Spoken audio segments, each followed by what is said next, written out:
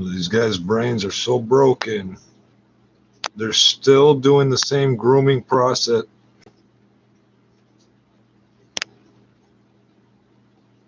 Coincidentally, with both apartments empty on each side, now I'm having power surges in my electricity just magically. Yeah, just I got holes in the wall and shit too. So they're still trying to do the same grooming routine they do with like a 3 or a 4-year-old in the chat messages. If you go back through enough videos, you'll see it. Like putting the smiley face and happy and then weird emoticon, delete every message, all the rest of it. The buddy went through the entire same grooming process with me at the age of 38 as though I was still 3 or 4 years old. This is how fucking obsessed these people are.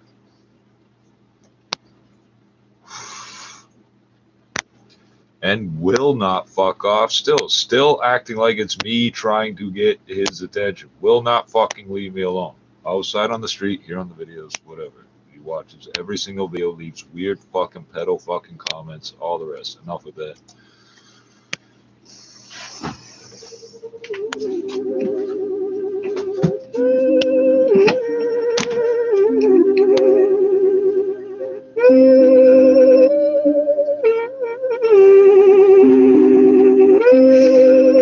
Yeah. Get it, yeah. You need to relax, surface. I don't need no feedback. I'm trying to put my seat back. Don't worry about that other shit. You'll never get it back. Rise like a phoenix from the ashes, like they said I never do. The ones always talking, never got a clue. Who the fuck am I now? Who the fuck is you? Riding with my dogs. We just trying to get this money. You can put that on me. We keep the artillery. If they cross me, then it's R.I.P. It's for my real thugs. The ones that squeeze the thorn and bleed just roll slow. In the search of finer things, maybe God will notice me if I blink. That's what it sound like when the pistol sing. Mama checking the obituary, so she don't see me. She cry when they talk about the boy on TV. Wake up some mornings and I don't want a baby. They say the criminal or gangster is all he'll ever be. Like there's nothing positive in me. I am positive you're not getting rid of me, at least not that easily. I just wake up and crush the day. In the rush to get paid, tell the devil he can wait. I got people on my serve on the way. I just wake up and crush the day. In the rush to get paid, Number one trigger for this guy, me smoking a joint. Why? Because he's been screaming at me for 35 years and niggers are bad, weed is bad. I just wake up and crush the day. I'm making this shit up. Tell God to look away. This ain't what you wanna see. I just wake up and crush the day. Yeah. They say home is where the heart is. But back home I was living heartless. We all hard-headed, trying to prove whose head's the hardest. If thugging was an art, you could consider me an artiste. Most my friends grew up not knowing who their father is. Nothing in their fridge. You can see they ribs. Yep, this is how we live. Coming from a place that had nothing left to give, nothing left to take. There's nothing on the plate, but I'm dreaming of a state. Everything is state. I gamble with my life, either 5 stars or behind bars. Lock the jaws, we holding on. Pump up, pass it on, cause I feel pain too. What I've been through ain't what you've been through, but I feel you, yeah, it's true. Everything outside your window waiting to kill you. You think you know, but you ain't got a clue. Hear me out, Sherlock. Ain't no such thing as a search shot. It's a cold block, and I just want what you got. It's real talk. Don't make a scene, just give it up. It's how it is. Where the fuck I'm from? Where the fuck I'm from? Where the fuck I'm from? Yeah. I just wake up and crush the day. In the rush to get paid, tell the devil he can wait. I got people on my serve on the way.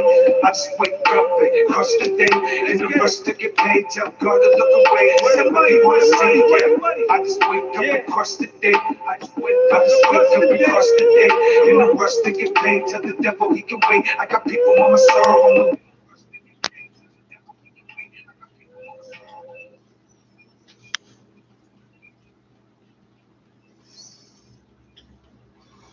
Yeah, this is the 4th fucking video in a row. If I start commenting about him in the title, his first response is to be angry and then to fuck off for the night. Yeah, please keep showing me edited pictures with my eyes shut. Come on, keep it up. I'll just set this down because we're back to square one again.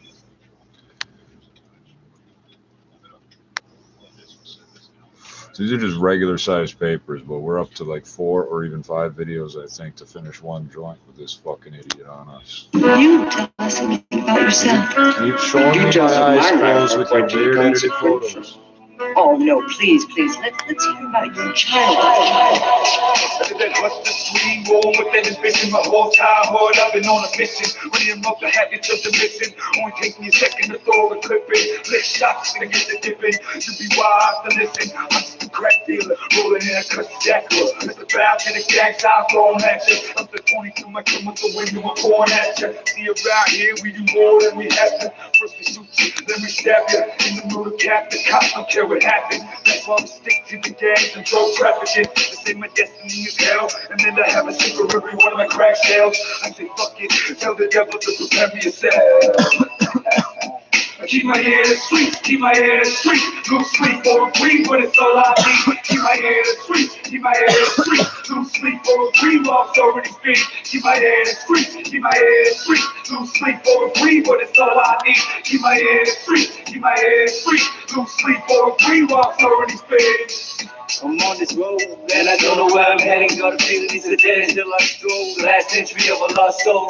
Again, got a cold shoulder. Now I'm on my own, a cold soldier. Let's see walk with me, judge me not. Like the rock and blaze weed. If I'm not supposed to, maybe Lord, you should come and take me. Bring an end to this shit, chasing dreams. Till the end, I'll be shit chasing with my team. Making it by any means. Heaven seems so far. When you selling what they selling, their souls for. When I shit a go, Lord, I'm a soldier till my soul burns. It's hard to get this cold world. I'm with a bone, how the end turns out. I'ma ride till the sun burns out. Everything in this world gets swallowed by time. Money makes the world keep my head in the street. Keep my head in the street. Lose sleep or breathe, but it's all I need. Keep my head in the street. Keep my head in the street. Lose sleep or breathe, while already speak. Keep my head in the street. Keep my head in the street. Lose sleep or breathe, but it's all I need. Keep my head in the street. Keep my head in the street. Lose sleep or breathe, while already speak.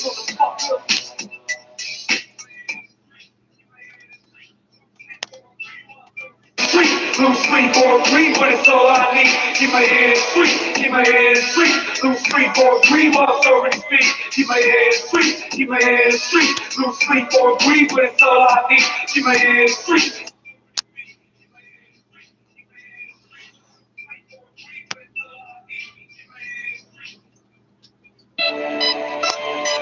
Fucking internet gangsters. Real talk, man. You know you fucked up, right? Some real talk, see? Come on. Talking hard on YouTube and shit. What you thought we was gonna find out, nigga? That nigga you a gangster? Come on, man. Come on.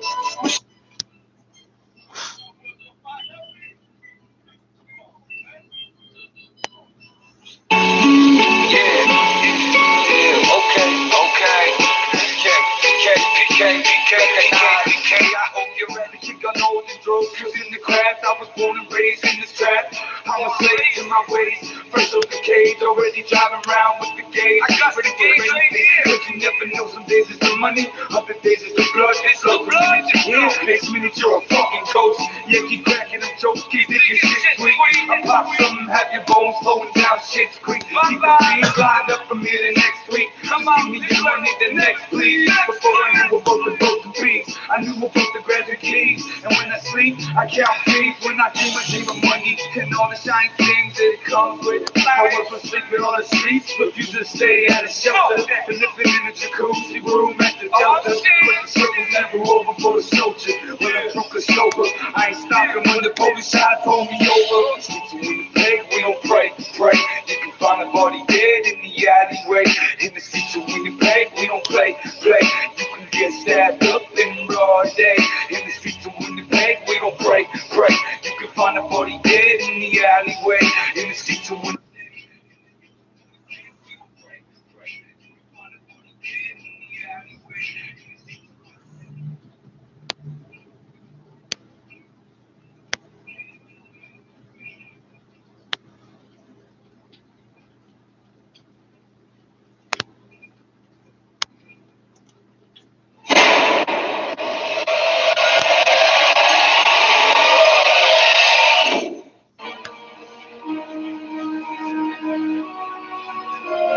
Thanks for wanting to walk with me down the boulevard. I left young shit and done that as a coat like Dennis. Leaning on north like a fucking compass. Kermit the Frog flipped out, killed a muppets. Cause Miss Piggy sucked dick, so he said fuck it. He chipped into a bucket, a buccaneer and a puppet. I'm fucking up with the budget and so it became a culprit. Burst and a chopstick, taking out from Popeyes. Piggy missed the mark and Miss Piggy got cockeyed. Treehouse stories, we take it down in the sesame. Oscar moved in and with us who remain some enemies. Homies sell a cross where they purchase a couple of SMGs. Cause children acting like you won't get a crack and he suck his teeth. Fucking crowds that'll sit you down like a fucking couch. Asking off for letting them out. Gonna chuck them out, fuck around with Miss Piggy, but that was just a bitch word. Kermit still pissed off, hollering at Big Bird. I'm a Cape Town wearing a Suzuki Gixxer, swerving through the streets as if it was sipping liquor. Everybody knew that Bernie had been his liquor. White boy wasted, they acting like they some wiggers. I'ma pull the trigger and Bernie, he couldn't figure out why he didn't kill him before. The fuck was he thinking about? I'ma fill the script now. Rear shot flicking out, big morale in your mouth. Jay said bring him out. Yeah, Kermit was a gator. I'ma was a blood. Big Bird made paper. Cookie Monster the crit attitude of Jamaica. Sesame Street gang wars just ain't making a paper. A gangster still run even though he taking a taser. Count Dracula and that council paid for the acre. Sipping no chaser. Couple months later, Count Dracula passed away with no neighbors. So please walk with me, let's take a stroll in the Sesame. Yeah. Let's do it. So please walk with me, let's take a stroll in the Sesame. I'm the motherfucker. Now people try getting me, niggas try wetting me. Papas get my fuck, something like ecstasy. Please walk with me, let's take a stroll in the Sesame. Out here we got no governments, just enemies. See, the news got bad. Turns out that Elmo was a fag. The exposed the relationships that he had. So Oscar caught a cab and he circled around the Ave, looking for Elmo so we could fucking strip him off his flag. Big Bird kinda mad that Bernie had got shot down. Trouble always happens when his homie Bird is not around. Kermit in the bushes, China not a homicide. Big night up. Camera for the Polaroid. But Elmo gone to work continues with Oscar. Kermit slowly sharpening his knife and fixes his posture. The frog was so cynical that he's killing the doctor. In case Oscar survives and comes back for the slaughter. Again, Piggy caught her, but this time he shot her. Kermit never knew that she was pregnant with his daughter. Now here's a Cookie Monster, but he's on some other shit. Kermit got the knife up, but Oscar got no rubber grip. Yell him quick, shut up out the junkyard. Big Bird's a bitch, come Dracula pulled his punk card. And even he wonder why Kermit ain't got no gun for it. Ate the fucking pork, should've ate the fucking gun.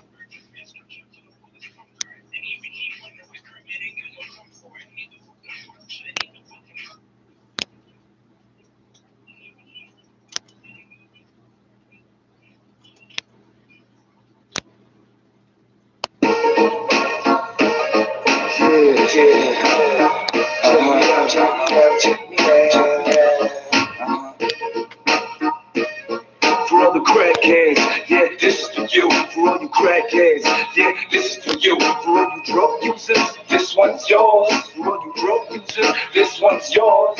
I'ma sell rock to the sell logs. Keep a hooker on every corner of every block. Stick to the rules and check the shit of those that wanna talk. Walk closely and I'll show you how the muscles walk. I turn face to pants, pants to fees. I'm living a hustler's dream. Still is doped up the breed. I need some weed, and that's enough coke for me. Plus I took 2.5 cats a day, and now I'm feeling like spitting it free. I'm feeling like spitting it free, spitting it free. Yeah, all the mad cats, give me where the cats at, where the cats at. But big bone dead, and the country don't like rats, that's a fact. I put bucks to front teeth on that, matter of fact. Where they at? The NCC ain't coming back. But it's all shit, you know me, when I'm too drunk to see, I love the drive. Making bets on whether or not we gon' survive. Up doing 95 on the wrong side, and they say we doing nothing with our lives. I'm surprised that that lasted this long. I always imagined I would die alone, but I guess that's just how the story's told. No one makes money off hip-hop, I'd rather sell coke. I don't steal though, I ain't no fucking thief. I ain't robbing motherfuckers in the streets. If I'm doing dirt, I'm on the doorstep with a 20 piece. Screaming the first one for free. I made 20, man, any way that I can. From 100 grand to the last $2 bill in my hand. Every cent came from a fee. They love my t-shirt, my shoes, and my jeans. So excuse me if I dedicate my life to these things. He said that hip-hop just a waste of his time, but he was hip-hop only 20% of the time. Yes, he's non-stop, 80% of the grind till his heart stop. Can't blame him for line. He said that hip hop is the waste of his time.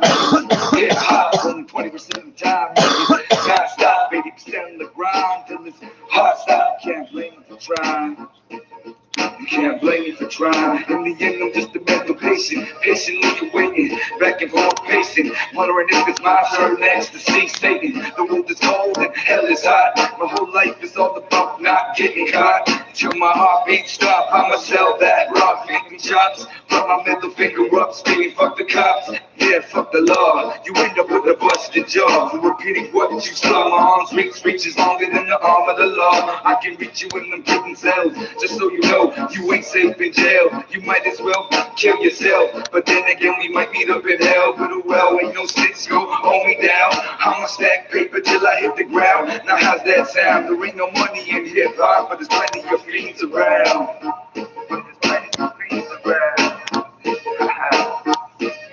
For all the crackheads, yeah, this is for you. For all you crackheads, yeah, this is for you. For all you drug users, this one's yours. For all you drug users, this one.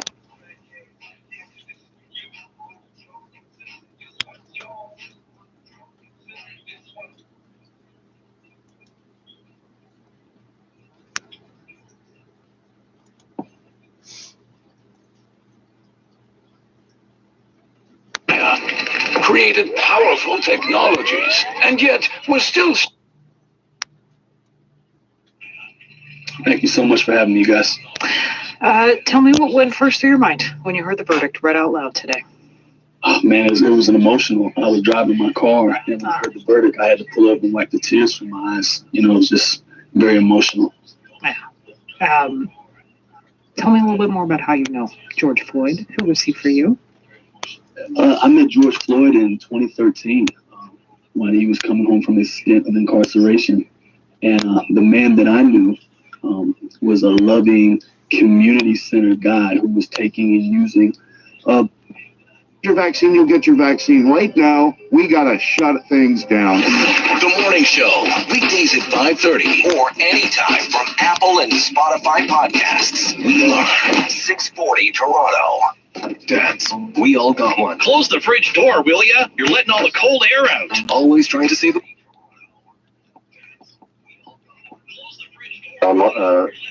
situation in Germany, and also Madame Roebuck also regarded herself as a reformer to the existing German politics. So anyway, once it happened, I mean,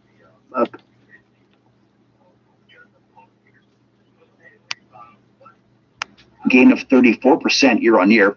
During the first quarter, Taiwan companies received export orders worth around $40 billion from the Well, actually, the Conservative Alliance is facing a decline in popularity following the coronavirus pandemic. It has slipped to just about 27% in polls. What are the reasons? If we look at some very current situation or some very reasons, we can find that firstly is CDU, CSU, and also the Social List Party. That did, how to say, a fine start, but bad finish with, to deal with the pandemic. Even at the very beginning, the government did a good job, but so far, after some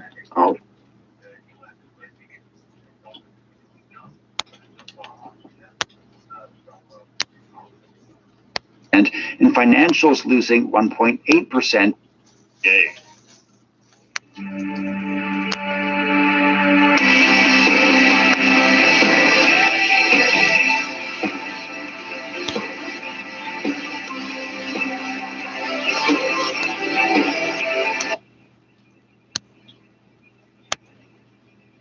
The top 10 stocks by weight in the S&P US listed China 50 index, ending the day on a downbeat note. France's CAC 40 and London's FTSE 100 each lost around 2%.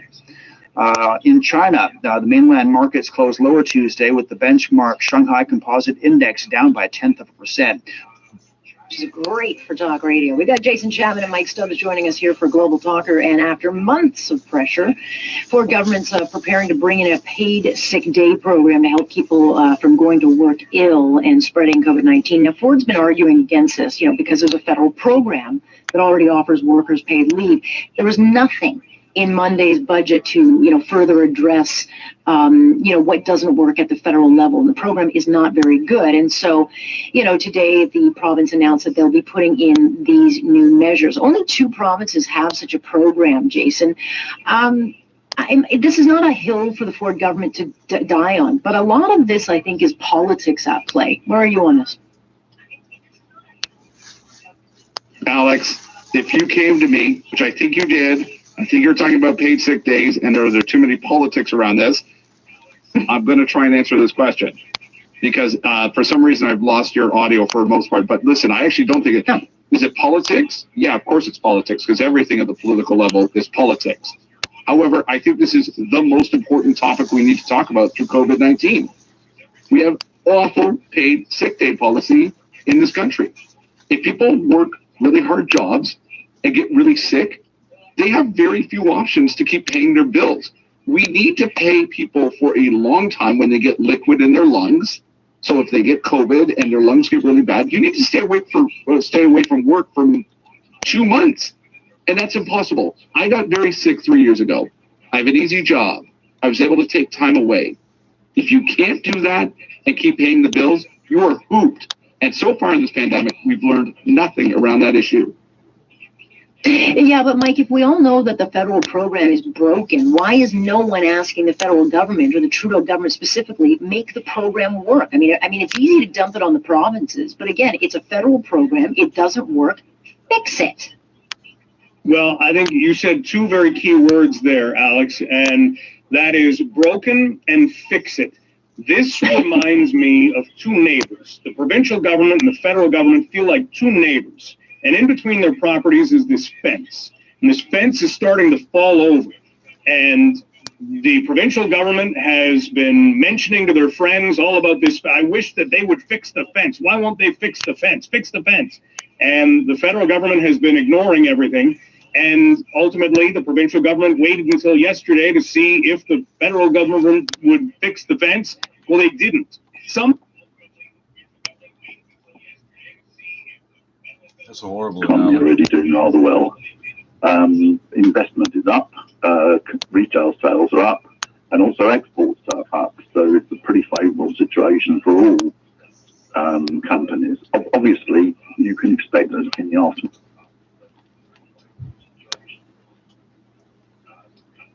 Very excited by 5G, Jiaoyang, and part of this excitement stems from that we know it's going to be big, but we don't know exactly how it's going to be big.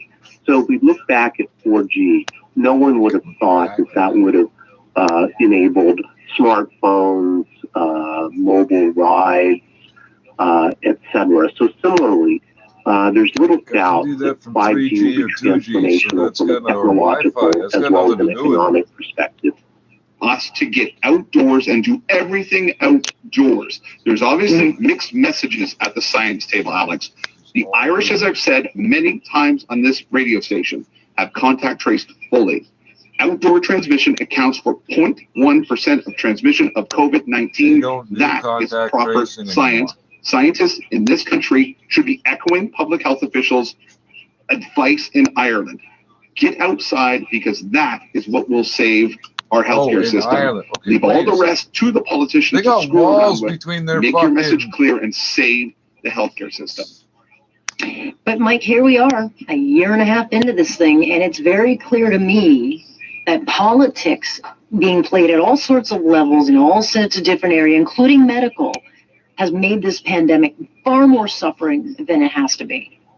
Oh, sure. And what is this doing? I mean, I question why this was made public, other than somebody may have been upset that, they were getting blamed or feeling that they were getting blamed. So if that's the case, all right, that's maybe why this leaked out. But other than that, what does this do? This adds another layer of confusion onto everything if we took that pop quiz, okay, what can you do and what can you not do in this pandemic? And we took it out there and we let anybody take that pop quiz, what would our scores be? I don't think they would be very good because there are an awful lot of people who aren't paying attention. Most people here think it's illegal to drive without shoes. They think that it's legal to drive with a Bluetooth in your ear. It's not. And what was the other one? That everybody thinks that somehow the other guy's insurance pays for your cars, and everybody thinks this. All three of those things are false. Industrial policy support, right? No, that's absolutely right, Charlie. Across the country. In the 2 years since China granted 5G licenses for commercial use, the country's made strides in building the world's largest 5G mobile network. And Juju has details. The Ministry of Industry and Information Technology says China's internet speed has surged 7 times compared with 5 years ago. The number of mobile terminals connected to 5G network has now reached 260 million. Vice Minister Liu Liehong with the ministry says this has made China more competitive in the world in terms of internet speed. User experience has been greatly improved, according to data from some international speed. Here's Ari Rabinovich. We have a tower every 10 miles, 5-mile radius of one tower, and that signal goes microwave, antenna to antenna, back to wherever it has to go, and it covers like 99% of the population, and you think 5G is a step up? For these clots, they so tend to a week or two after vaccination. The person shows stroke-like symptoms, so they're recommending the clotting condition be listed as a side effect of this vaccine, and they're saying healthcare workers should be monitoring for these rare symptoms. If they so now that all this shit matters to now that you can get sick, it matters to you. Meanwhile, here in the U.S., the Johnson & Johnson vaccine is still paused. Any movement on that? So at the moment, both the FDA and the CDC, they're looking at this, and they're looking at exactly the same data as the European regulators, because for the most part, this vaccine has only been given extensively in the United States. So they're both looking at the same sets of data. A CDC advisory committee is expected on Friday to meet, review this issue. So far, the CDC says they haven't confirmed any additional cases of clots from J&J beyond the 8 that we already mentioned. So that's really good news. I think the U.S. regulators will probably come to a similar conclusion as the Europeans, but we'll have to wait and see. Yeah. Definitely good news that there are no reported cases of new blood clots here or anywhere else. Jason Bobian, NPR's global health correspondent. Thanks for your report. Wow. Or for a free second opinion about your pain. The Austrian dude from the EMA said potentially this is he said it is yet to be seen or whatever. One of the things he listed off was that it could be to do with the way the messenger RNA or whatever the fuck it is type of vaccine that is. It could be inherent to that, an inherent risk to those types of vaccines. Important announcement. If you have a home mortgage closing in the next 90 days, 1.15% 5-year.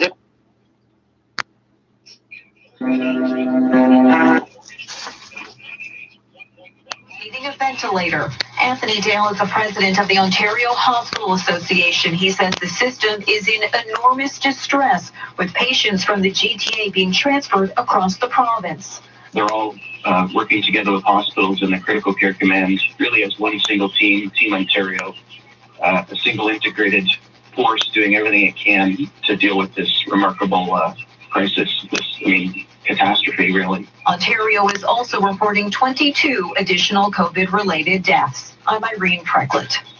Johnson & Johnson announcing it will go forward with EU vaccine distribution. In a new statement, Johnson & Johnson saying, quote, "We strongly believe in the positive benefits of our single-shot, easily transportable COVID-19 vaccine to help protect the health of people everywhere and reach communities in need globally," end quote. The company's announcement comes as EU regulators concluded the benefits of receiving the Johnson & Johnson vaccine far outweigh any risks, though there could be a possible link between the shot and very rare cases of blood clots. Inez de la Cuetara, ABC News, Paris.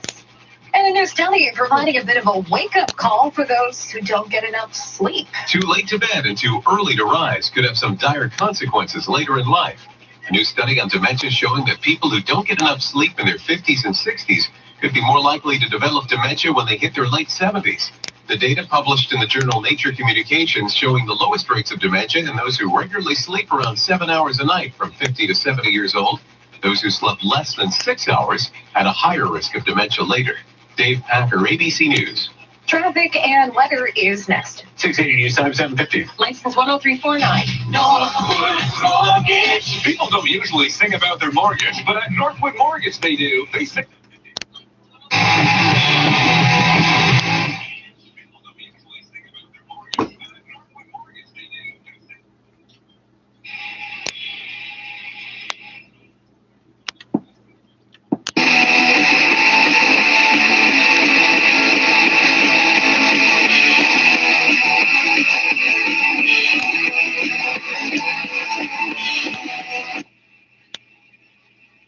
Last several hours.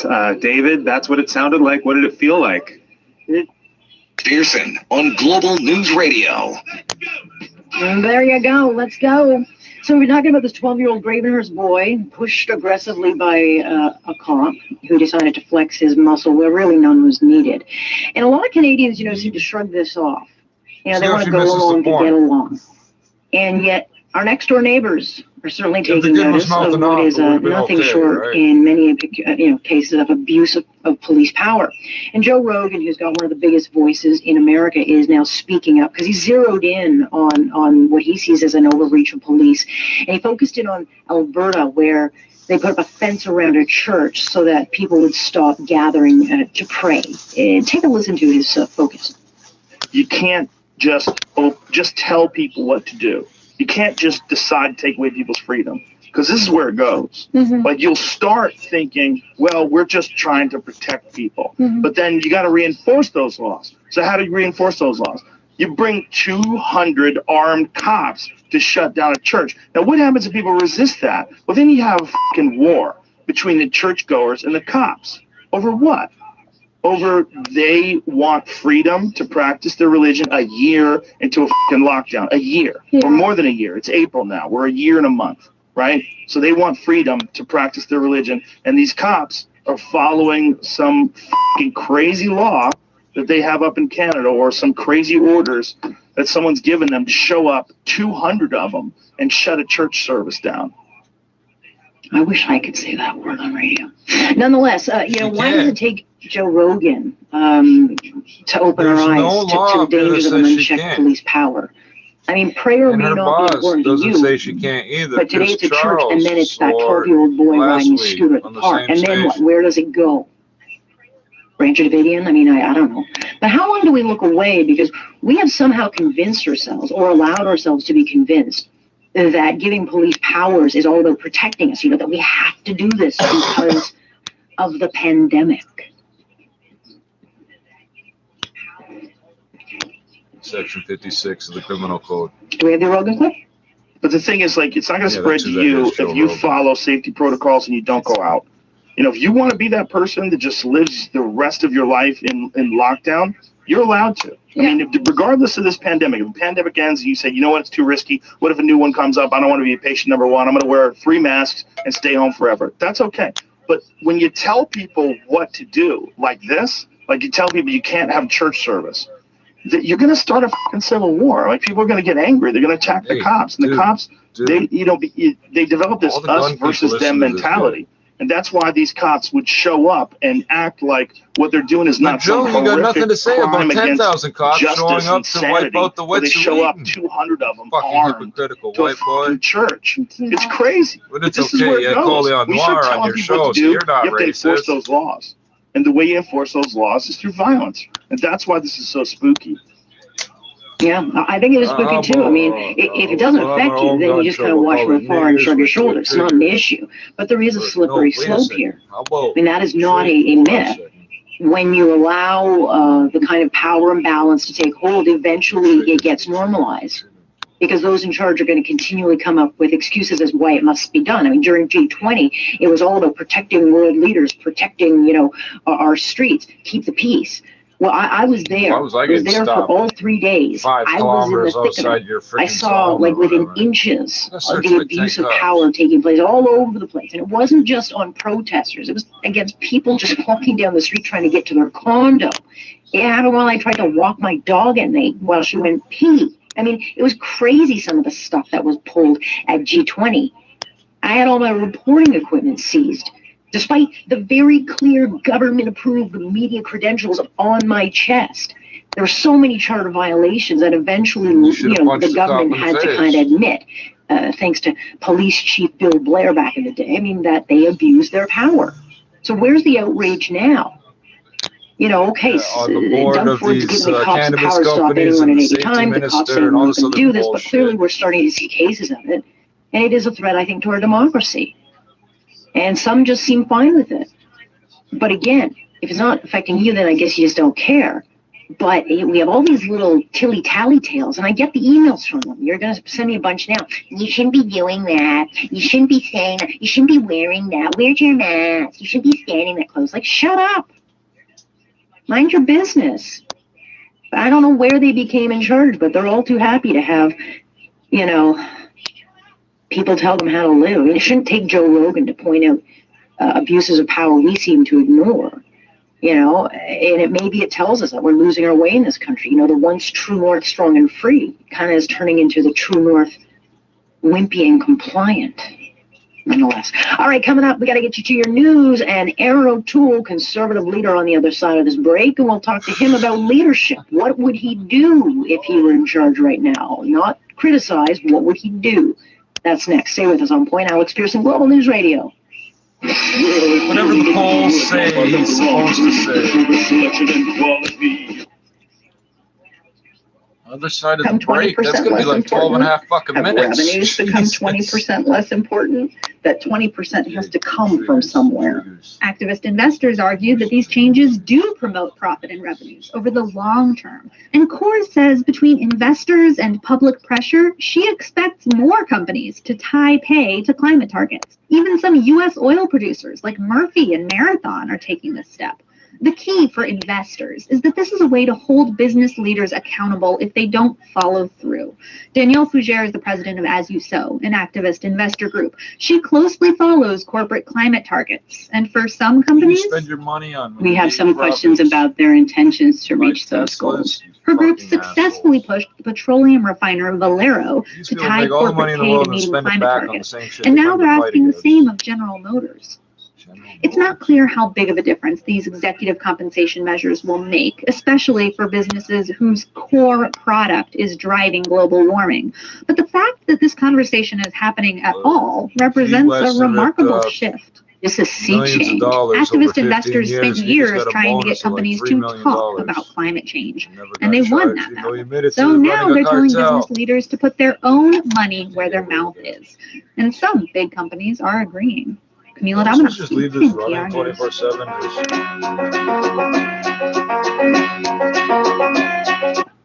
Approved. Maybe at a home theater. Approved. Home restaurant. Approved. Sure, but home football stadium. Home concert stage. Home bowling alley.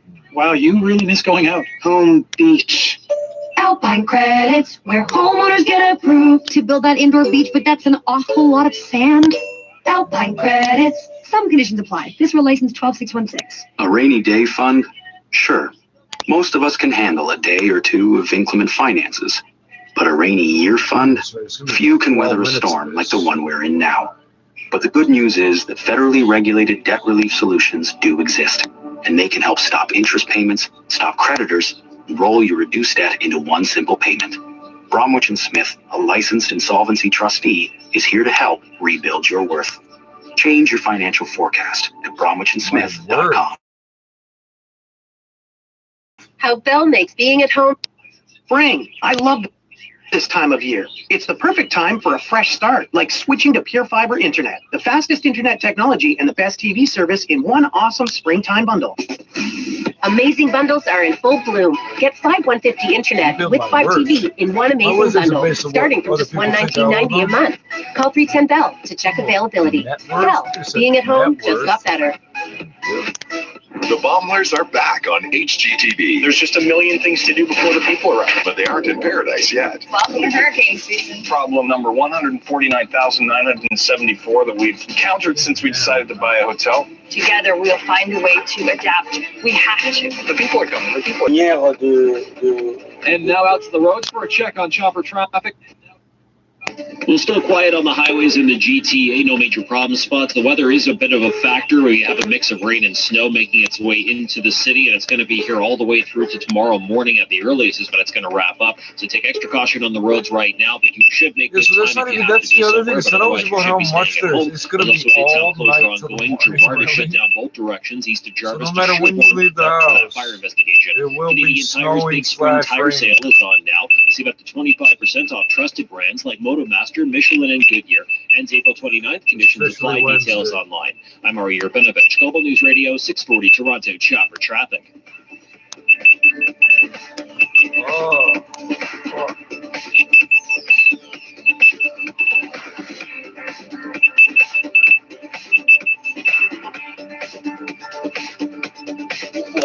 La contamination en chaîne. Vous avez les savons. Vous avez This is CFNJ Global News Radio 640 Toronto, a Chorus Entertainment Company. You're listening to Global News Radio. This is Global News at 8 o'clock.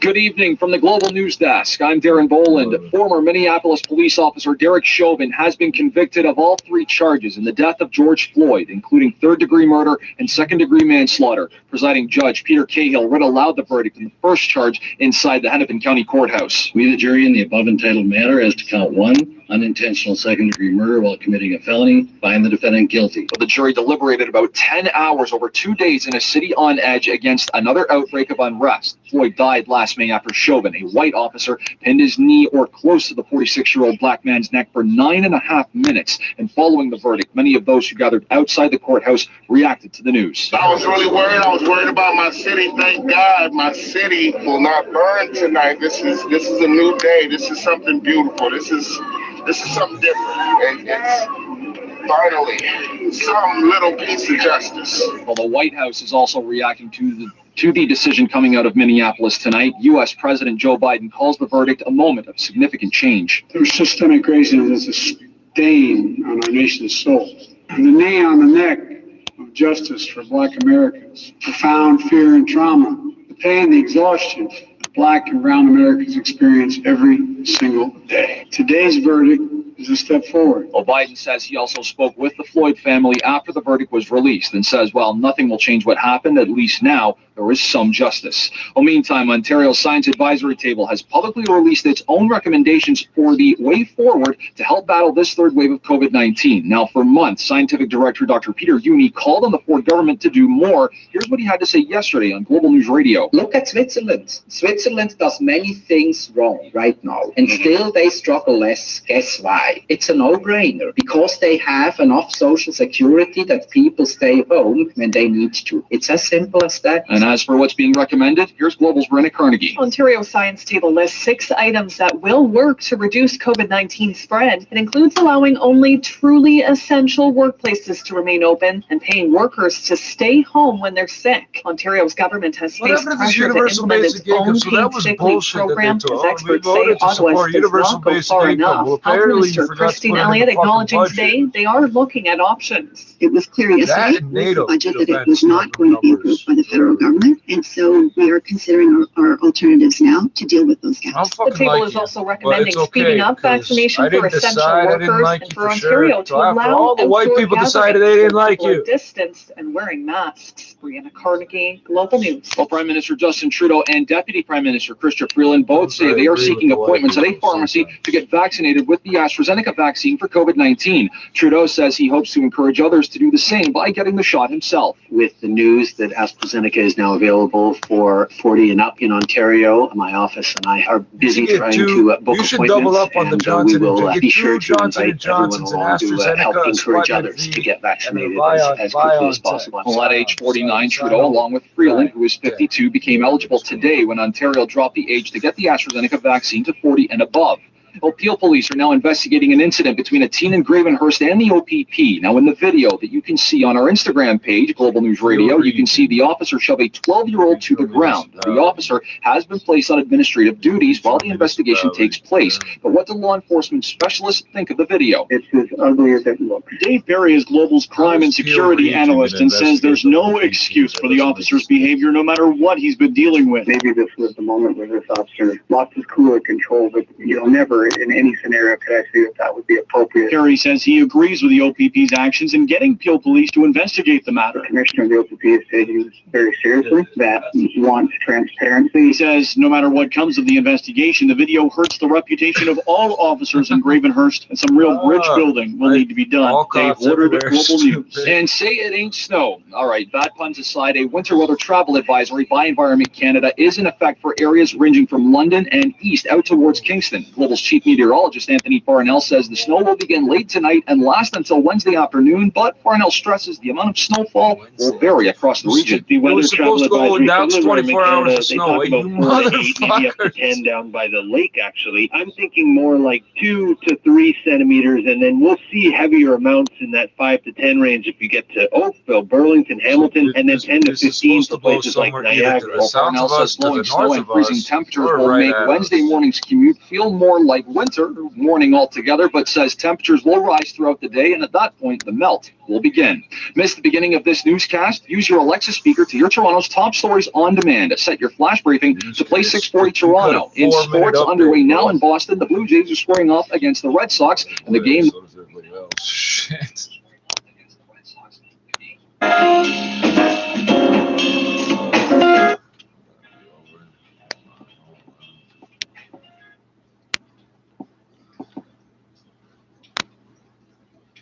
I want to hear angry callers, damn it. The country will also promote high-end, intelligent, and green development of the manufacturing industry.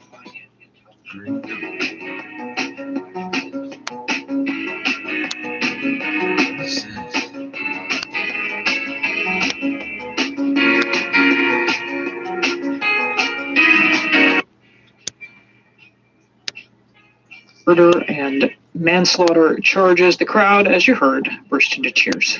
They were gathered at the scene of the crime, the same intersection where Chauvin kneeled on George Floyd for more than 9 minutes last May as Floyd called out for his mother and said he couldn't breathe. It is now the site of a memorial to Floyd. In a press conference today, Ben Crump, an attorney for George. On vaccines, we've now delivered over 13 million doses to the provinces and territories. I like this. Get that music out of there, please. A better people, and we will leave our children a better world. Canadians have been given a shot, not 2 shots, a shot. When you look at the numbers, only 933,000 Canadians have actually gotten completely vaccinated.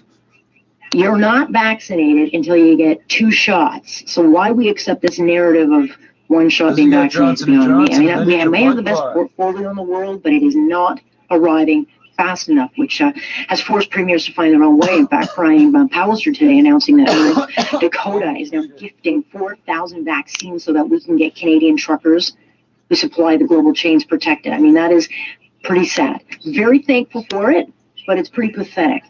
And it gives the opposition certainly plenty of ammunition to feast on. But then the question becomes, okay, well, what would they do so differently? What would you do if you were in charge tomorrow? Let us ask the guy that wants to be in charge tomorrow. Earl O'Toole, leader of the Conservative Party, joining me. Good to have you, sir. Good to be with you, Alex. I wish I was in charge yesterday. We wouldn't have been in this problem. All right. I'm going to get to yesterday, but I wanted to start off because today's been a pretty historic day in the United States. And you did comment on the verdict of the Chauvin case, and you said justice has been served. Racism has no place in our society, and brutality should never be part of wearing a uniform. A lot of people giving you some heat for those comments because they don't feel that we should be inserting ourselves or bringing American politics here. What do you say? Well, anyone that doesn't think that the George Floyd death hasn't caused ripples around the world beyond just the state where it took place in hasn't looked at the way it's impacted culture and discussion of race and discussion of racism and how we tackle these things. So certainly as someone that also wore a uniform, I remember, Alex, from the Somalia era where one or two people brutalizing someone was able to cast aspersions on thousands of people who serve in uniform to help people and do so every day. So I think anyone who served in uniform wants to know that you're there to help people, not to brutalize or abuse the public trust. So I do think justice was rendered. I mean, the Prime Minister talks a lot about racism. He talks about Ottawa. He kind of points around to the buildings saying that there's all the systemic racism. And while I think there are issues in Canada, I don't agree with his portrayal of this country. In fact, it's given China a lot of ammunition to use against us. I mean, you don't hold that view, do you? No, and I've said that before. When you use broad strokes like that, it's actually profoundly unfair because to call someone racist is a very sharp moral cancer in that person's soul, and to suggest that anybody that may be in uniform or part of an organization is racist by that affiliation is both unfair and not true. And we saw this a little bit when a professor called Quebec was racist, and that Quebec was racist. And such broad statements, especially from a university professor like that, is quite brutal, to be honest. So let's root out any cases of intolerance, racism, abuse. Some of the testimony of women serving our country in uniform today made my blood boil as a veteran myself, the way some of these cases were mishandled, and now the Liberals covering it up. Let's root out these instances and make sure that we have zero tolerance for racism, sexism, and that's what we owe our society. But certainly when you wear a uniform, you need to know the country has your back, too. Yeah, and you're referring to Mercedes Stevenson's story on the sexual misconduct allegations against some of the highest-ranking, generals in this country, and the Liberals have now shut down that investigation, which I'm not sure why more is not being talked about in that, but it is not, and that is a damned shame.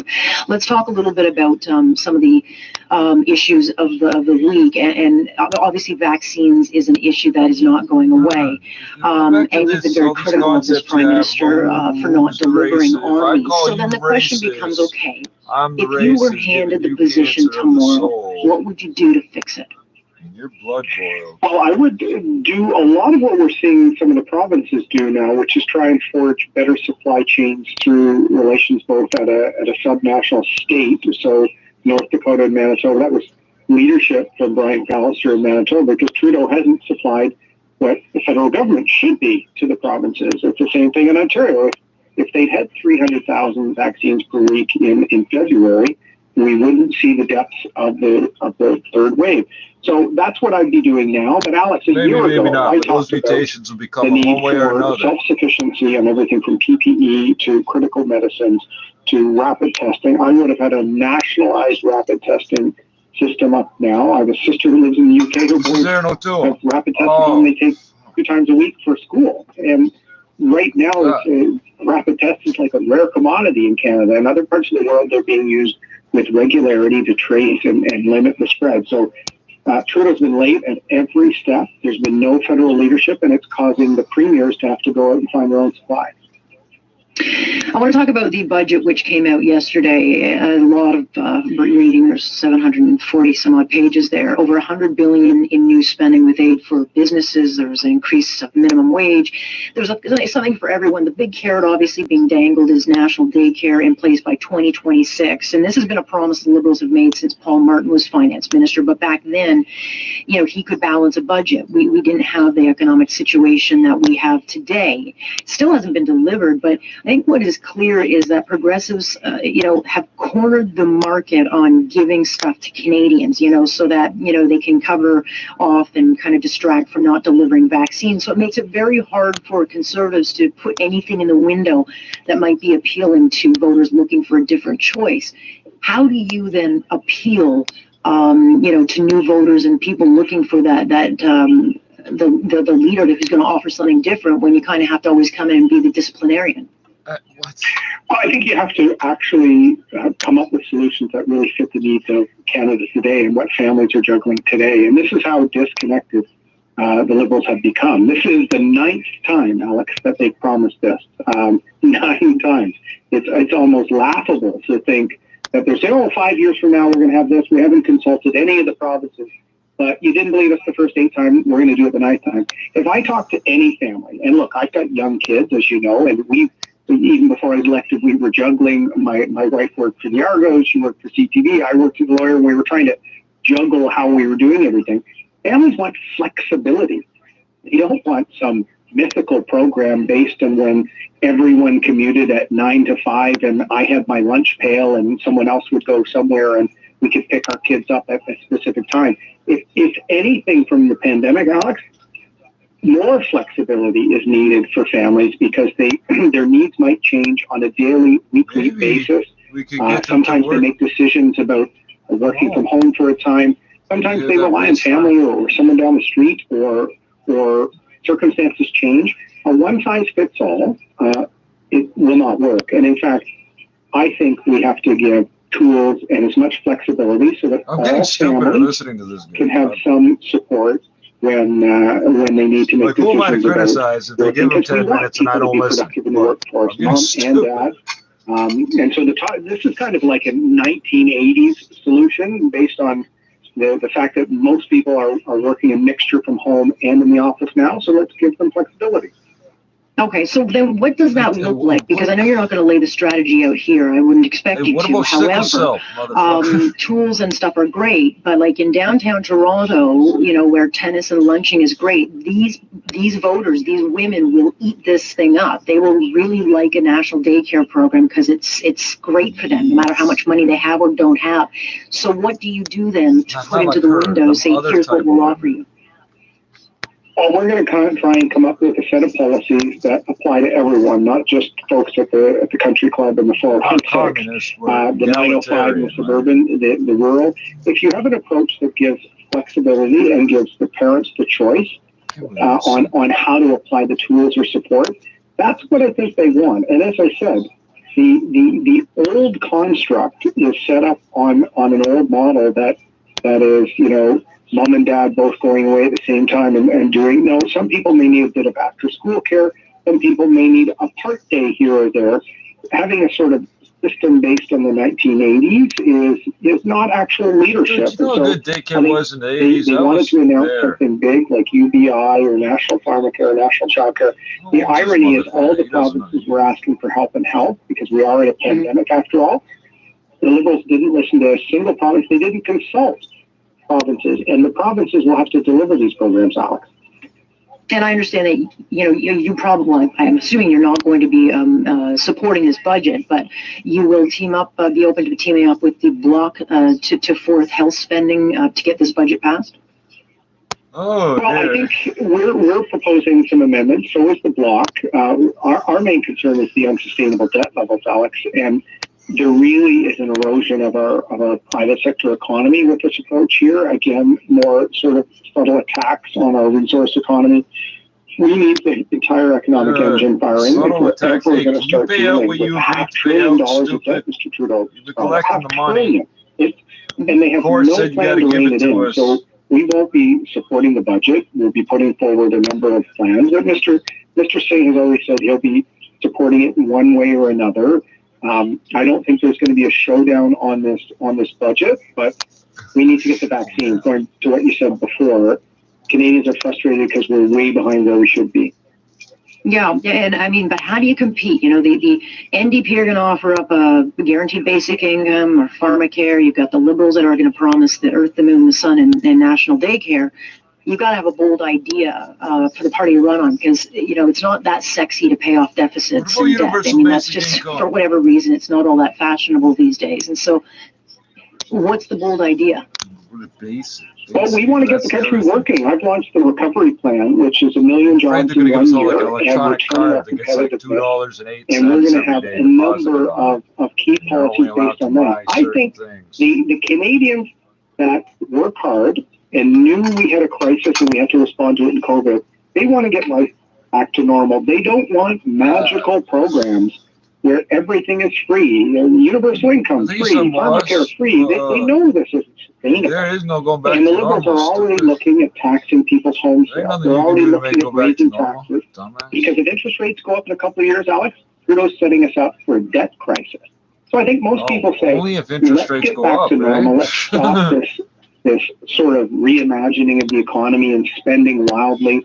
Let's get people working. Let's make sure we're competitive with the U.S. Let's tackle things from climate change to income inequality, but do it by focusing on work and valuing work, not on valuing not working, and growing the state to a level that we could never, ever afford it. So we're going to be defending a return to normal, and a lot of that will center on standing up for working people, many working families left behind completely by the Trudeau government.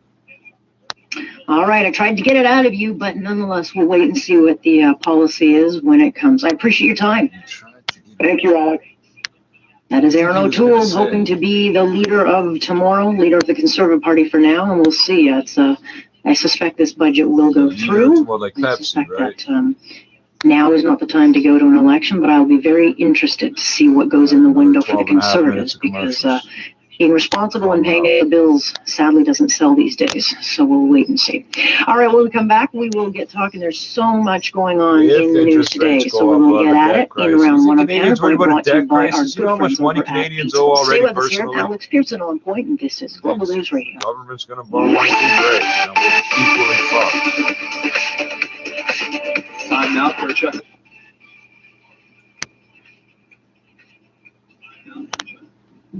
A snow shower. It seems like it took a unique and extraordinary convergence of factors.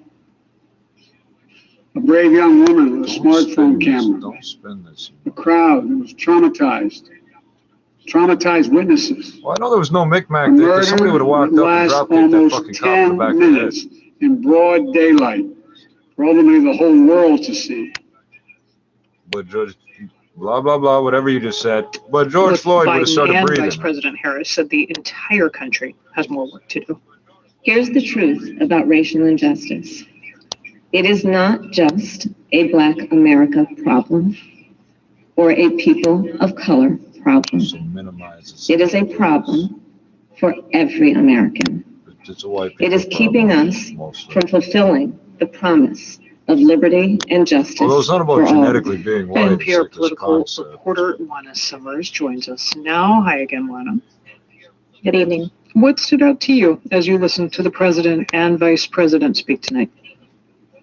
Sure. So starting with President Biden, we heard something that we have come to hear from him over the course of his career, and that is that familiar empathy. His life experience is informed by his own grief over losing a loved one. He spoke very specifically about the Floyd family and the pain that they feel in this moment. Then the junk disappeared, but the sparkle sound came a little bit late. So I said, you should probably make that sparkle sound a little bit quicker. And then Charlotte materialized out of thin air and said, never hesitate to trade your cow for a handful of magic fingers. I love 1-800-GOT-JUNK. You want junk to disappear? All you have to do is point. Call 1-800-GOT-JUNK or visit us at 1-800-GOT-JUNK.com. Some see challenges, we see opportunities. Some see doubt, we see hope. Some see limits, we see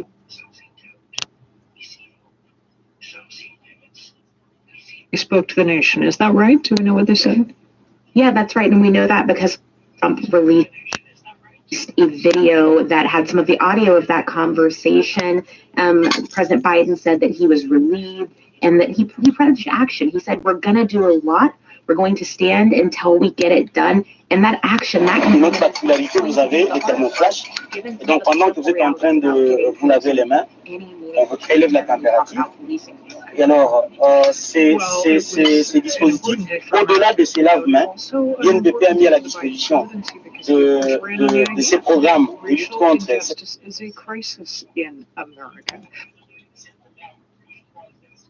cette pandémie, une cellule de maintenance des équipements, tous les équipements médicaux qui sont utilisés pour la prise en charge des malades, et ce service est gratuit.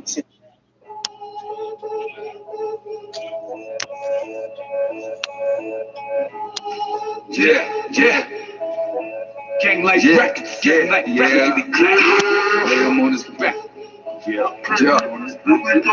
Hunger driving my motivation, no tolerance, running short of patience. Skip gold, do not collect money. That's the shit that got me dreaming.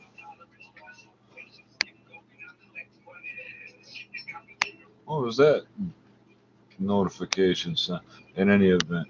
So I never thought about that. Okay, 4 to 8 to 10 to 12, whatever number of centimeters of snow.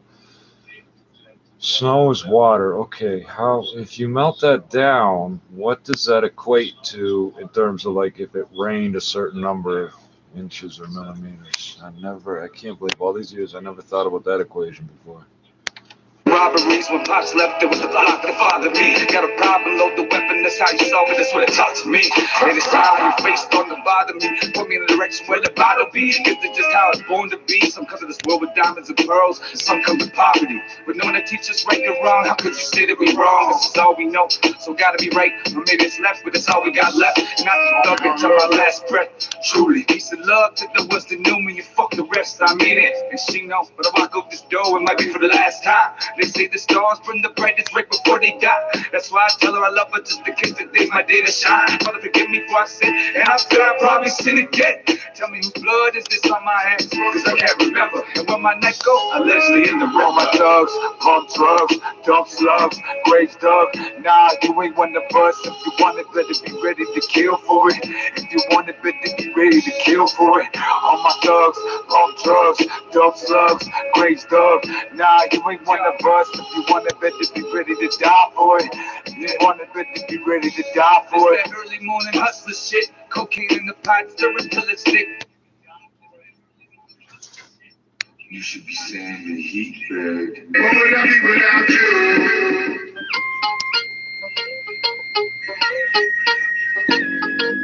I was taught to handle my business. The fuck with me is a guaranteed death wish. I was taught to handle my business. The fuck with me is a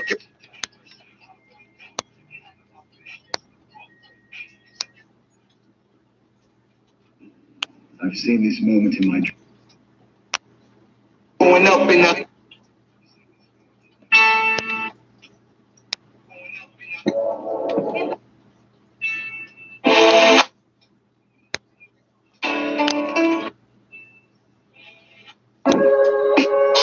yeah.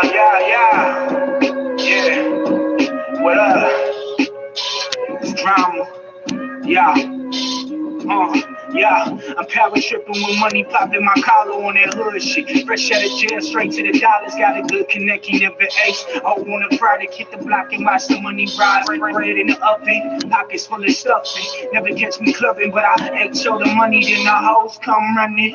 Wake up, get the paper like the free press coming. But enough about that. Hold up, let me spit a rap for these assholes. Bang, with a crack flow, cops in the front, and I'm dipping through the back door. Frostbite on my toes, damn, almost lost those. Running through the snow in my socks, trying to dodge fuck. My jail days was the worst days. Sipping water down juice when you thirsty. Real talk, the 3.5 for them. That's 1,276 mornings when my baby mama was out home telling me stories. So, you know, you just sort of shake your head. You go, okay, because at the end of the day, they didn't have to prove at all that he intended to cause the death.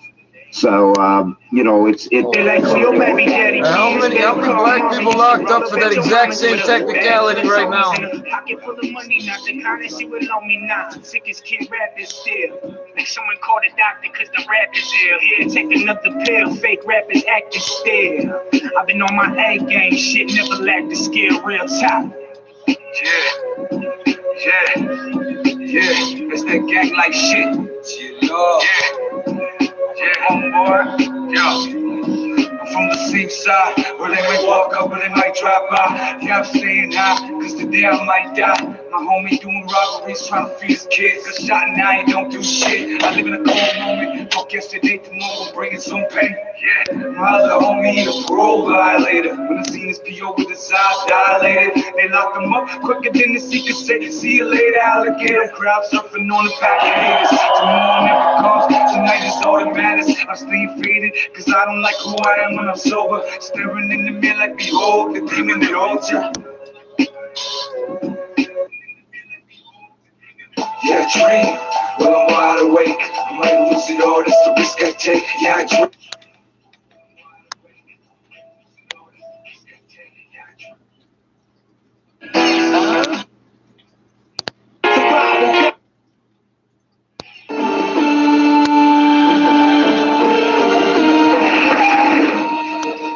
Get your ass up out the car, nigga. Get the fuck out. Break yourself, nigga. Break yourself. Fuck school up on the streets. Don't need a GED, SL crack. What the working class sleeps. Live my life on the beat. No matter what, I'ma eat. If I'm a bum for a plate, might as well make it a feast. I go hard till I'm in that box. A little bacon soda mixed with cocaine. Now we cooking rocks. Can't sleep too many jocks. I know this is fearless me. Fuck them, let them watch. Satan's calling on me all on the clock. I had this dream. Every night it's the same. A lot of beats. Tell me what this mean. You can call it greed. I call it get mine by any means. Yeah, the KID, aka the Sandman. Put him to sleep like rockin' bye-bye, baby. Will the sun come up tomorrow? I don't know, maybe. Yeah, I don't know, maybe. Yeah, the boy that lost his way, walking like he lost away. Where they say, yeah, the boy that lost his way, nothing good here, all he found was pain. Yeah, the boy that lost his way, walking like he lost his way. Where they say, yeah, the boy that lost his way, nothing good here, all he found was pain. Yeah, the boy. I was raised up west side, money motivated mind, fiends standing corners, high with these be on the bumpy grind. Do this all the time, every day, you know I gotta ride. Money be a girl, say goodbye, cause now the bitch is mine. It's just another day, another crime, we live in the devil's way, like renegade. March Tuesday, grace, these are the end of days. Get on your knees and pray, like you're about to meet the Lord today. Slowly starting to fade, lost, living into an unconscious state. You don't want that faith, living life in the hood, it's roll the soldiers on your folder. For the paper I use for my kush, time to roll up. So I had caught, never showed up what? So I let it get more bucks. What that mean for a nigga like me? I might rob your whole family tree. Yeah. What that mean for a nigga like me? I might rob your whole family tree. Yeah. Yeah, the boy that lost his way, walking like he lost away. Where they say, yeah, the boy that lost.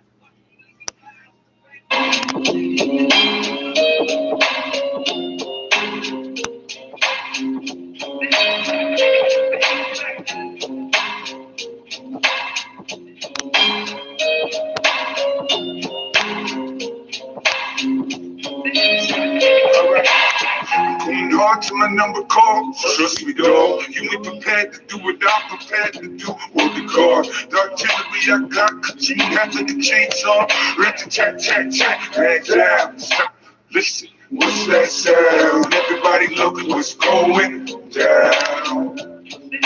Murder in the first degree, homicide in my crib, harassment. She just jammed the needle in her arm, now she can't speak. It's a cold world, if we live it, take it from me.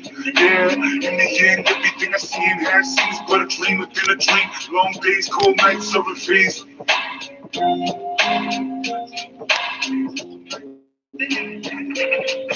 the life that we live, just the life that we live, just the life.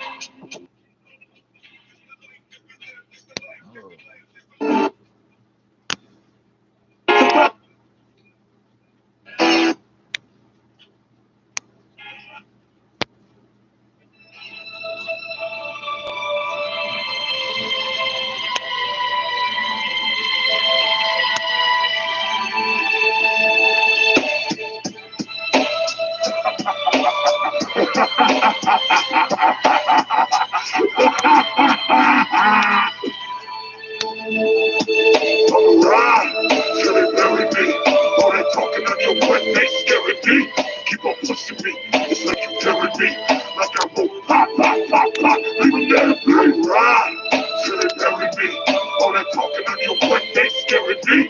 Keep on pushing me, just like you telling me. Like I'm gon' pop, pop, pop, pop, leave them there to bleed. Used to skip class, to make cash, just the one I never passed. Teacher always talking about something I don't really care about. You see, when I'm done, yeah, gotta go home. And sometimes home ain't the place you wanna go. I'm in a crowded room, I feel alone. He wants his mother who did die in his arms. And then they wonder why he acts out and causes others harm. He was even betting to get me back then. I was never supposed to be shit. Listen to me loud.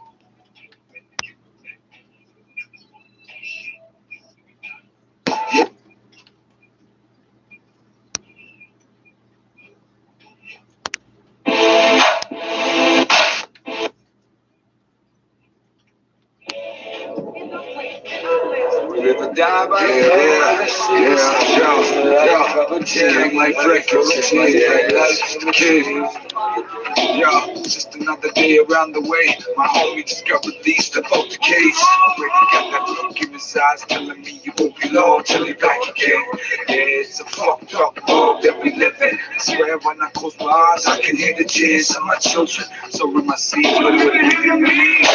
Die by the cold of the streets. This is the life of a G. Something that I never want you to see. I'm watching angels and demons fighting over me. Yeah, the wind gets to keep my soul eternally. They call this the struggle of life. All I know is around here it gets cold at night. There ain't no food in the fridge. Mama doesn't get paid this week. Yeah, they're yelling again, so it's kinda hard to sleep. Fuck counting sheep. I'm counting how many times God don't answer me. This cold sleep's the only thing that welcomes me. Yeah, I'm listening to my heartbeat.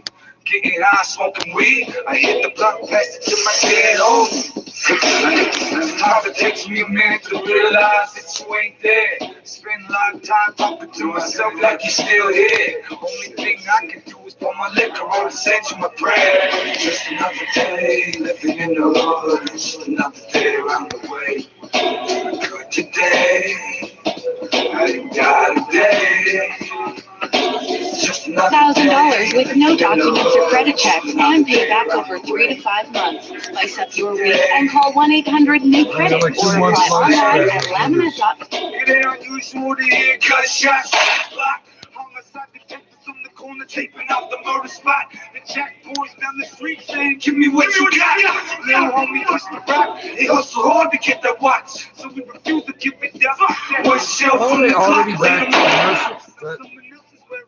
Yeah, it's a cold world, better learn to hold your own. What's the next tombstone that they cut might be your own? Cause someone please explain. For some reason, even though the sun's shining over here, it still rains. Lord, forgive me for my evil ways. I fear I'll never change. I'll always be this way. For some reason, we Brought to you by Pizzaville on Global News Radio.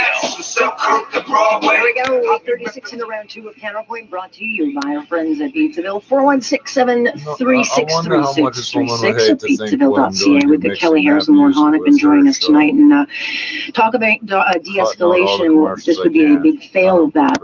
Peel police are now investigating an OPP officer who shoved a 12-year-old in Gravenhurst at a skate park. And the video is getting a lot of attention just because of the sheer force that the officer is seen delivering to the boy.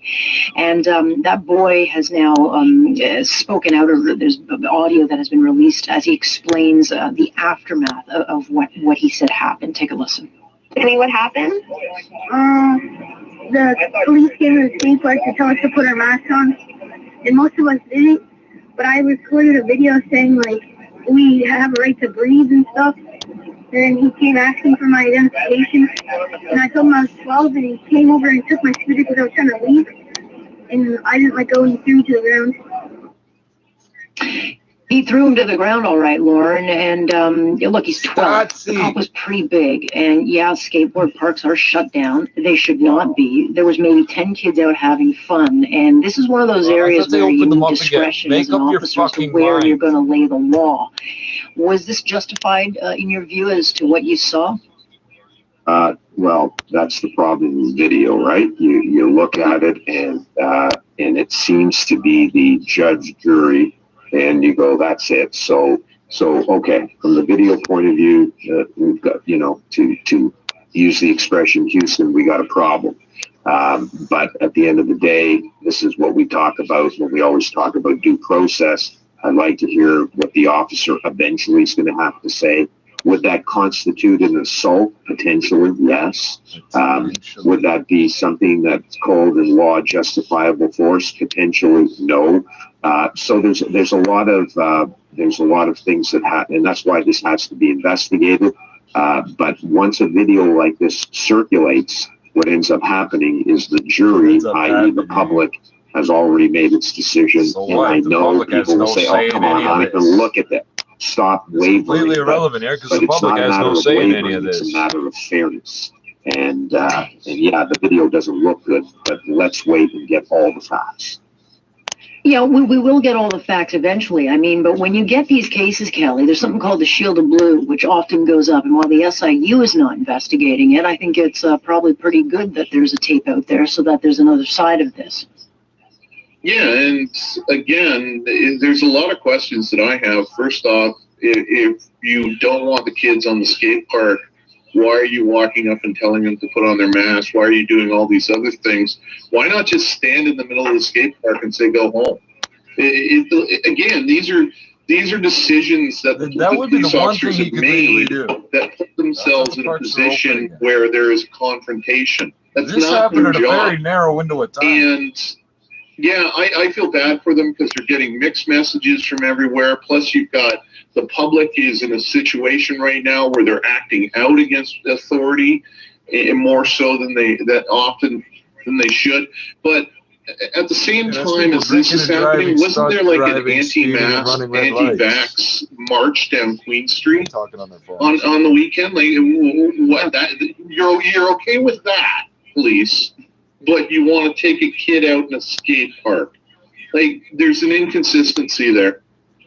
Yeah, let's talk about inconsistencies, and it's about the sick pay program. And Doug Ford's been under a lot of pressure for a couple of months now, you know, to offer something to people who can't go to work if they're ill. And he's been arguing that there's a federal program already offering workers paid leave. There was nothing in the budget on Monday to further address what is federal jurisdiction. Only 2 other provinces have such programs. And so today they announced a new measure. Some people will look at it as flip-flopping. Others will say it's the right thing to do. But Lauren, at the end of the day, if a federal program is known to be a failed program, why is no one, raging to have the program fixed? Because we watch people scream about the last 6 federal programs that didn't work. When it comes to the federal government, everybody is raging about what Doug Ford has done and not done, and justifiably so.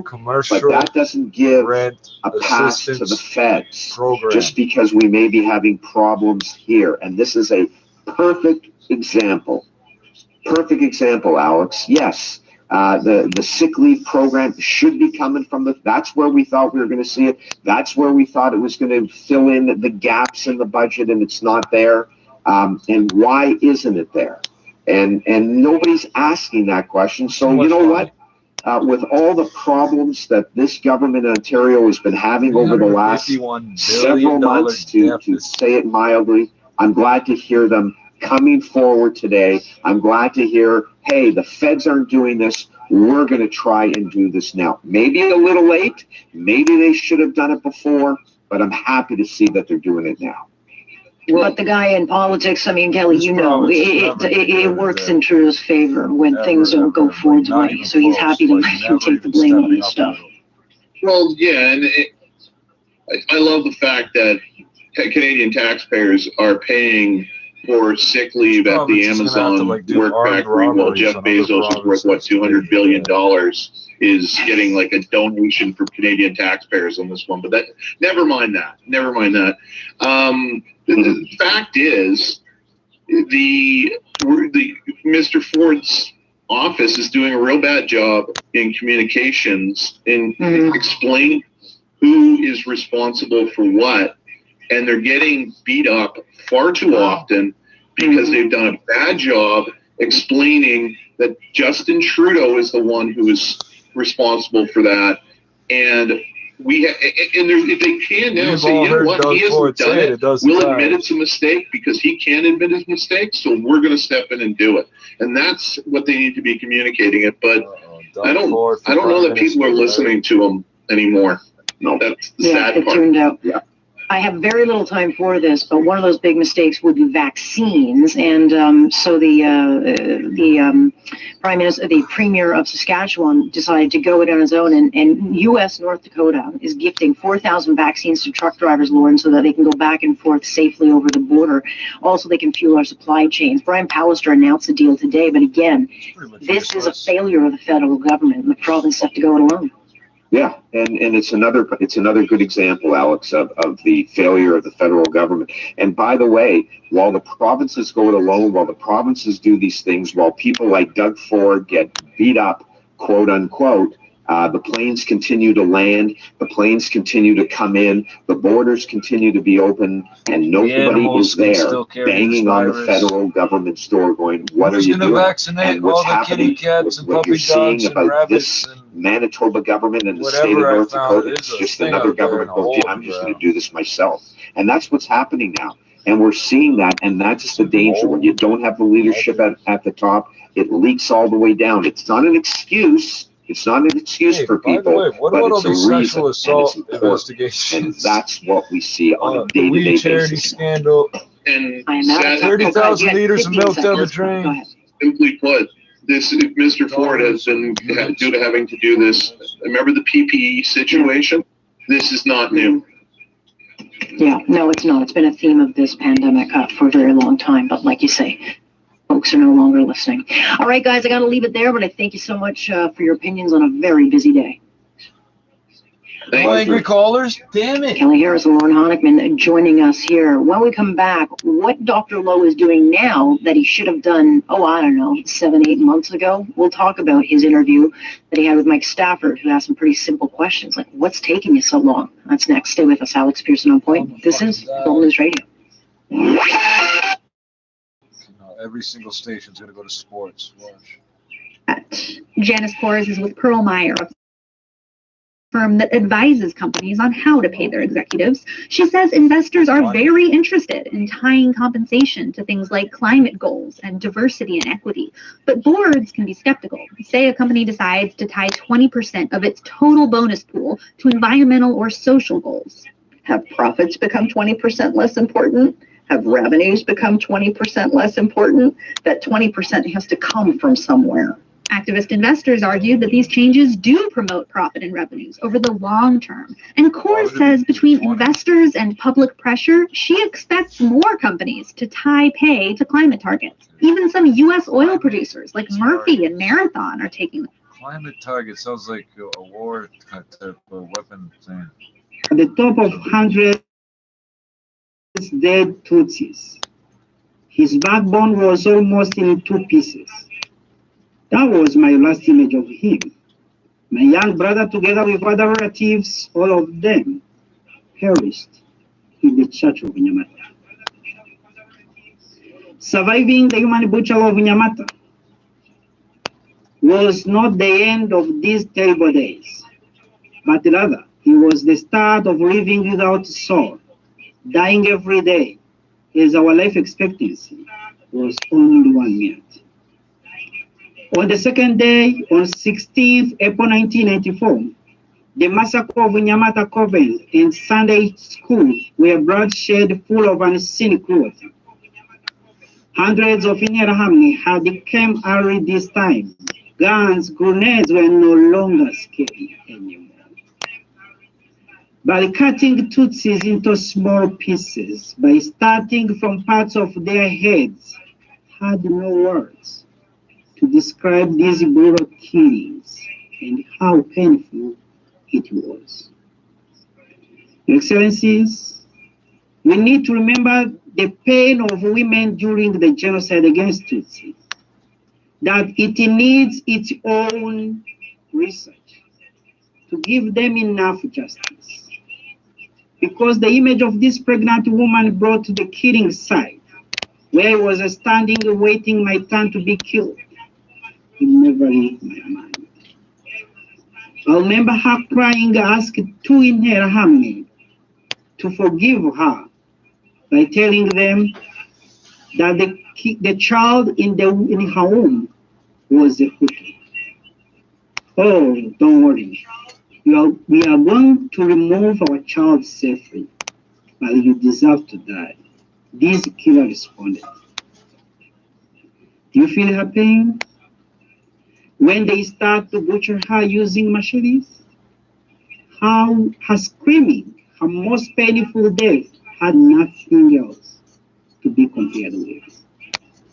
As I was hiding behind a crowd of hopeless Tutsis whose soul had already gone because their death was a matter of minutes, I climbed the fence to find myself behind the human butchery of Nyamata. I never called this a miracle, but a God's mission to tell what happened in that closed monastery. The following days in the forest and the bushes surrounding Nyamata turned the lane days into castles of sorrow, as it was the only time that hunters of humans would take a break. Our life had lost a meaning until RPF Inkotanyi liberated Bugesera on 13th May 1994. Your Excellencies, dear friends, this horrific past which tasted humanity, still calling us to understand the history of genocide against Tutsi in Rwanda, reminds us to create safe spaces for healing and dealing with genocide consequences. The step made by UN to designate this International Day of Reflection on Genocide against Tutsi was a justice to the victims. It was a restoration of trust to the humanity. It is a sign of refusing indifference of those who diminish the pain we suffered. Because by doing so, you refuse to suppress the names of the victims. By doing so, you refuse to whitewash the perpetrators. As Mahmoud Mamdan once said, we may agree that genocidal violence cannot be understood as irrational, yet we need to understand it as a thinkable. Rather than run away from it, we need to realize that it is the popularity of the genocide that is a uniquely troubling aspect. End of quote. Excellencies, distinguished ladies and gentlemen, for me to stand in front of you today as a young child who survived the genocide is a long step made. It's a proof of the truth of horror we faced. There are no enough words. Has really taken off in our community. We have in fact in our workplaces that are remaining open at this time. Dr. Lowe, how are you going to determine whether someone contracted the COVID at that workplace? So we investigate and trace every single positive case that comes in. That's actually how we were able to identify through our data in early January, for example, that 1 in 4 workers who had tested positive for COVID-19 had actually showed up sick at work with symptoms.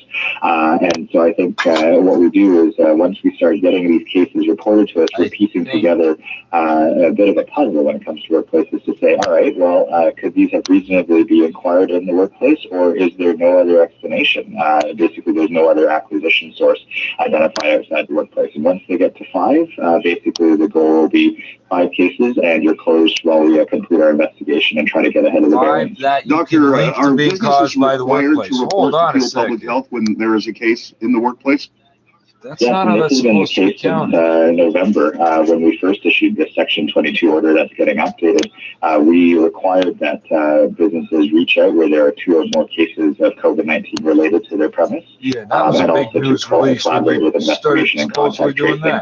But again, because the variants are spreading so quickly, and what we're seeing in workplace outbreaks is more people sicker more quickly, this is just a matter of trying to get ahead and bring change the transmission while our investigations are ongoing. What if a neighborhood loses a grocery store? What are the people supposed to do? More people. Well, so the grocery stores are actually exempt from the provisions of this order. We've left out a lot of critical infrastructure such as pharmacies, healthcare facilities, wastewater treatment facilities, etc. Anything that's basically critical to the community, those are exempt from full closure. Those will still be dealt with our current process. This is for things that are not necessarily on that list to try to get to. So. It sounds like essential businesses will be allowed to open. What about the big box stores that are still deemed essential?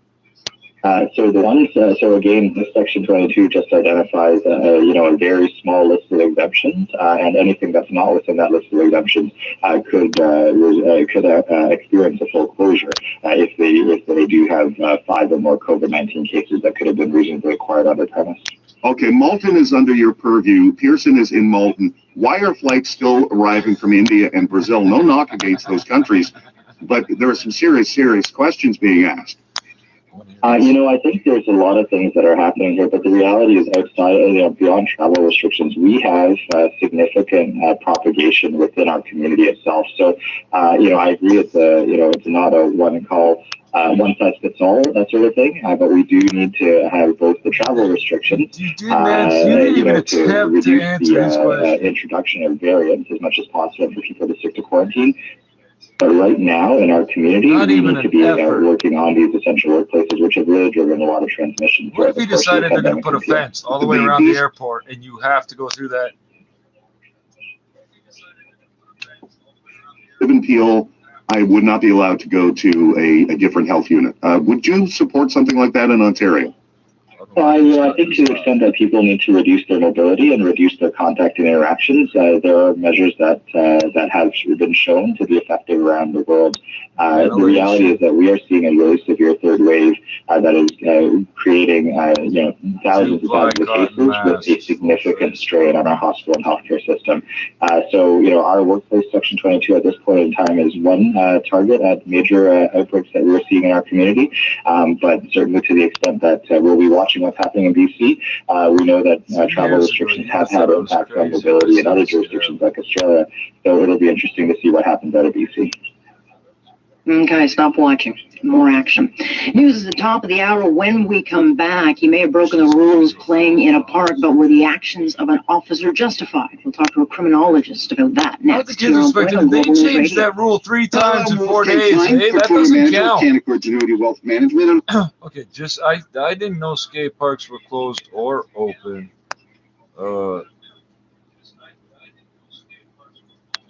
There was one here, and then they moved it all over, and it's temporarily open and temporarily closed, and that had nothing to do with COVID, but I think that's why there hasn't been any signs put on it. I thought those places were open.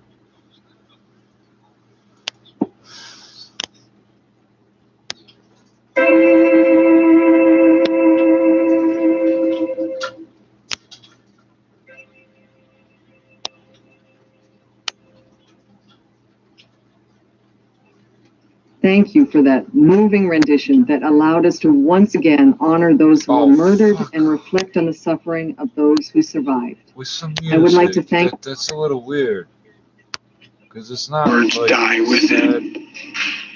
We have to keep hearing those words. Biden called on senators to pass the police reform bill named after George Floyd. And we will close this hour with the words of Terrence Floyd, who remembered the brother he lost, the brother he said he's proud of. I will salute him at every day of my life. I will salute him.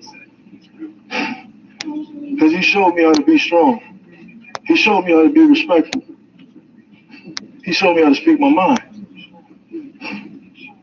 I'm going to miss him. I want to see like the Maury Povich show where we find out that George Floyd and what a day to be a Floyd, man. A day in which the death of George Floyd continues to reverberate. Are like second cousins or something.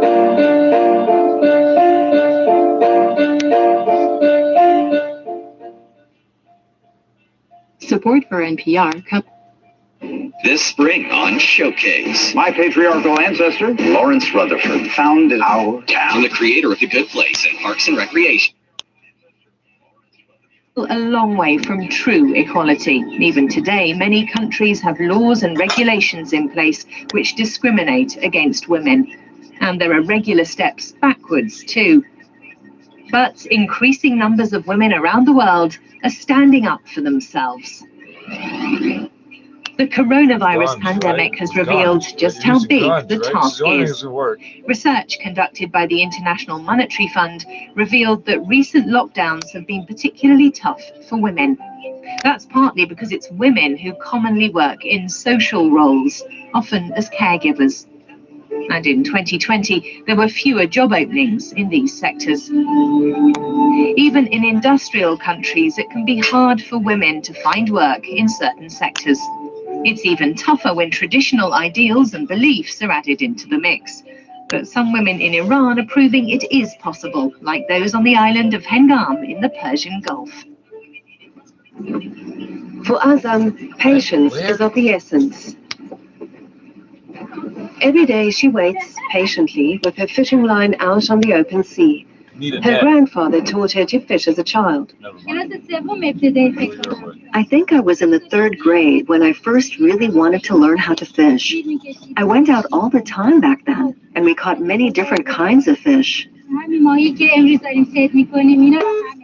they're all gone and it's your fault. The woman at the helm is Azam's mother. Her aunt often comes along too. The catch with the mix of rain and snow tonight and through the night.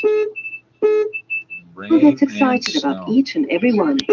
-4, feeling like -8. Going up to +16. What we do here is very hard work.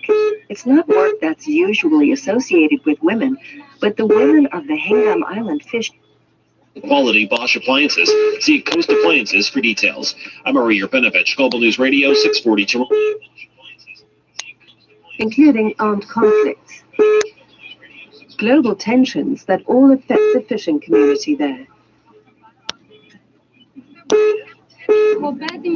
These circumstances all have an impact on us. We all live with. Yeah, I think we might have heard part of this one. Don't just know the story, understand it. This is CFMJ Global News Radio 640 Toronto, a Chorus Entertainment Company. You're listening to Global News Radio. This is Global News at 9 o'clock.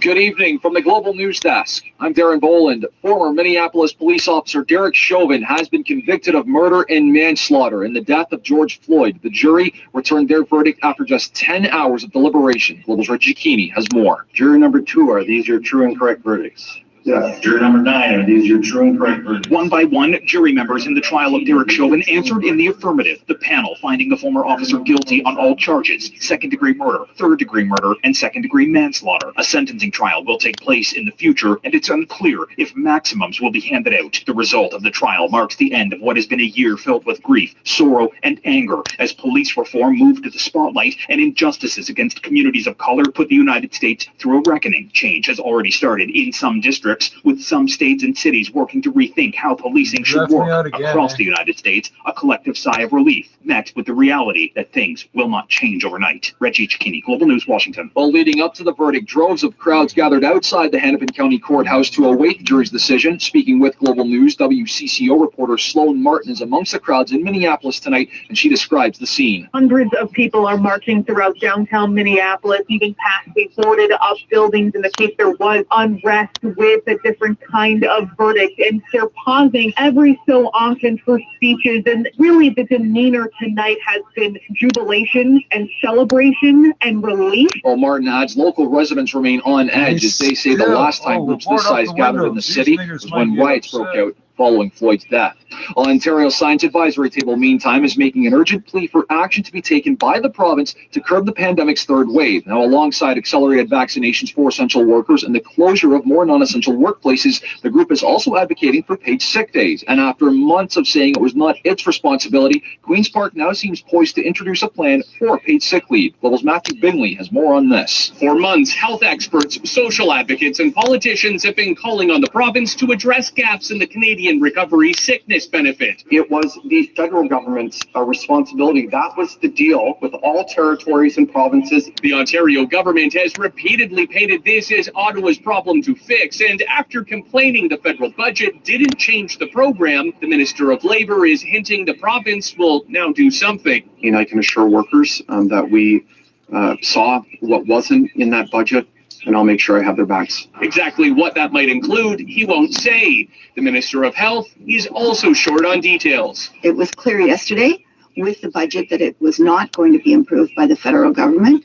And so we are considering our alternatives now to deal with those gaps. Well, in the meantime, Toronto Public Health is following suit with Peel Region and ordering some businesses to temporarily close to help manage COVID-19 cases. Peel in Toronto will be ordering businesses with 5 or more recent COVID-19 cases to shut down for 10 days. Dr. Lawrence Lowe, Peel's Chief Medical Officer of Health, was first to introduce the order. We've known for a long time that workplaces that remained open has been major drivers of transmission in the region of Peel. The closures are to allow for public health to investigate without risk of continuing virus spread. Ontario's Minister of Health, Christine Elliott, was asked whether action should have instead come from the province. No, this has been something that the local medical officers of health have always had the ability to do based on their own local circumstances. Businesses ordered to close are being urged to offer employees paid leave, as it is not currently offered by the province. Brianna Carnegie, Global News. Well, the federal government acknowledges its proposed national child care program announced in Tuesday's budget will look more like a patchwork. Finance Minister Chrystia Freeland says how it comes together will depend on talks with other levels of government. The arrangement with each province and territory is going to depend on the bilateral negotiation, and it will vary from province and territory. Well, multiple provincial governments are questioning the Liberals' promise on a national child care system, saying they either feel the strings on the cash are too tight or won't necessarily help their provinces. The federal budget outlines over $27 billion over 5 years starting this fiscal year in new spending the Liberals want to send to provinces to subsidize daycares. And the Ontario Hockey League's 2020-21 season has been cancelled, quashing any hopes of a shortened season sometime this year. Global's Andrew Graham joins us with more. The league says while it came close, Ontario's COVID-19 situation had worsened, and the stay-at-home order made it impossible for the OHL to play a season. Commissioner David Branch says more information will be revealed next week on the return to play for next season. We anticipate playing a 68-game schedule as we normally do, working through a number of elements on structured games, number of games, etc., etc. Branch says the league is also hoping to convene training camps on Labor Day weekend. No games in the OHL have been played since mid-March of last year. Andrew Graham, Global News. The GTA's top stories on demand. Set your Alexa flash briefing to play 640 Toronto. In sports, and the Blue Jays facing off against the Red Sox tonight in Boston. The game now in the top of the 7th, and Boston leading Toronto 4-1.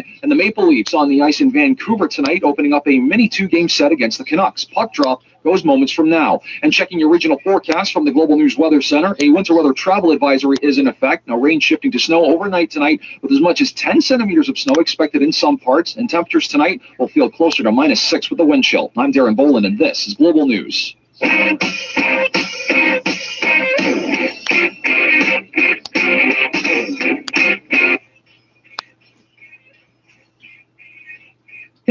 Find the defendant guilty. This verdict agreed to this 20th day of April, 2021 at 1:44 p.m. Found some kind of a verbal or skateboard park and perhaps mask wearing, and it turns into a pretty significant shove where a boy is pushed to the ground, and it just looks horrible. That is the voice of Dave Perry, longtime former homicide cop and our Global News Radio security expert, commenting on a story that is getting so much attention for all the wrong reasons, and that is this video showing a fairly large OPP officer shoving a small 12-year-old boy to the ground. And the officer in question is now said to be on desk duty. Peel police have been brought in to investigate, but the footage speaks for itself. It shows the boy with a handful of kids at a local skate park, and yes, skate parks are shut down, but the worst these kids are doing is having fun.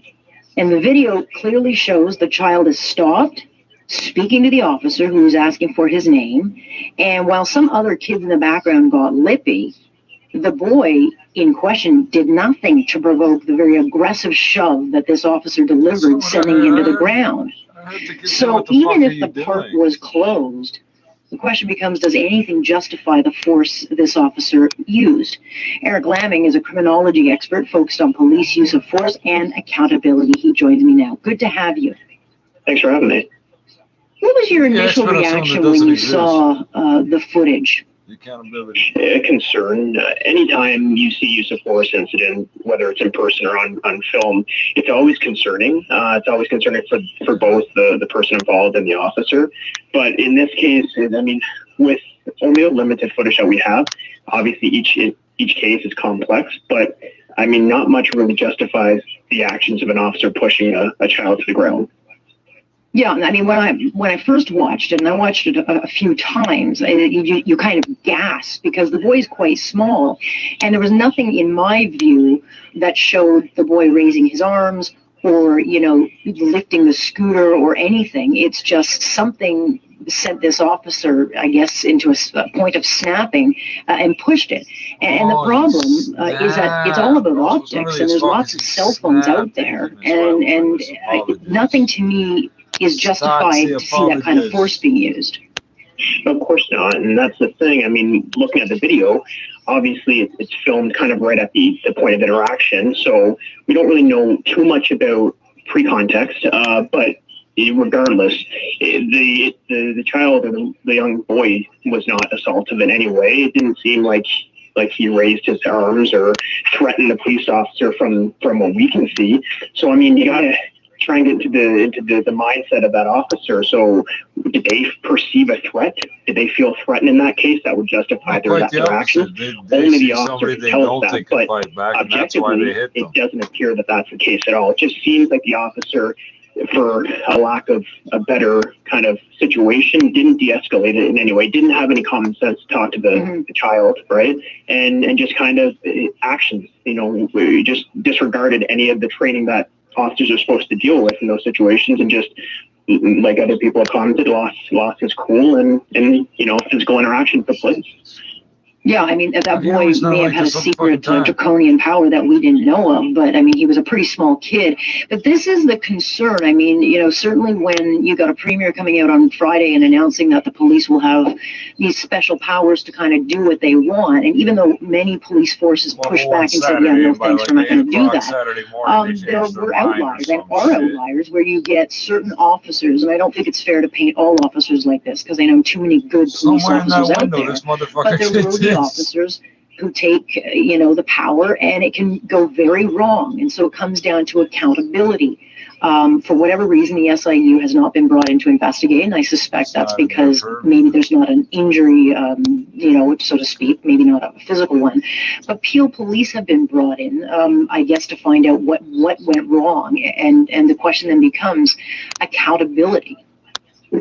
Right, and just going back to what you said, I mean, there are a lot of great officers out there that would have common sense in that case, and there would be no issue whatsoever. So yeah, there are kind of the outliers that happen, and the SIU would not invoke their mandate because it doesn't meet, like you said, the threshold of serious injury. So you have to expect either most of these cases would be investigated internally.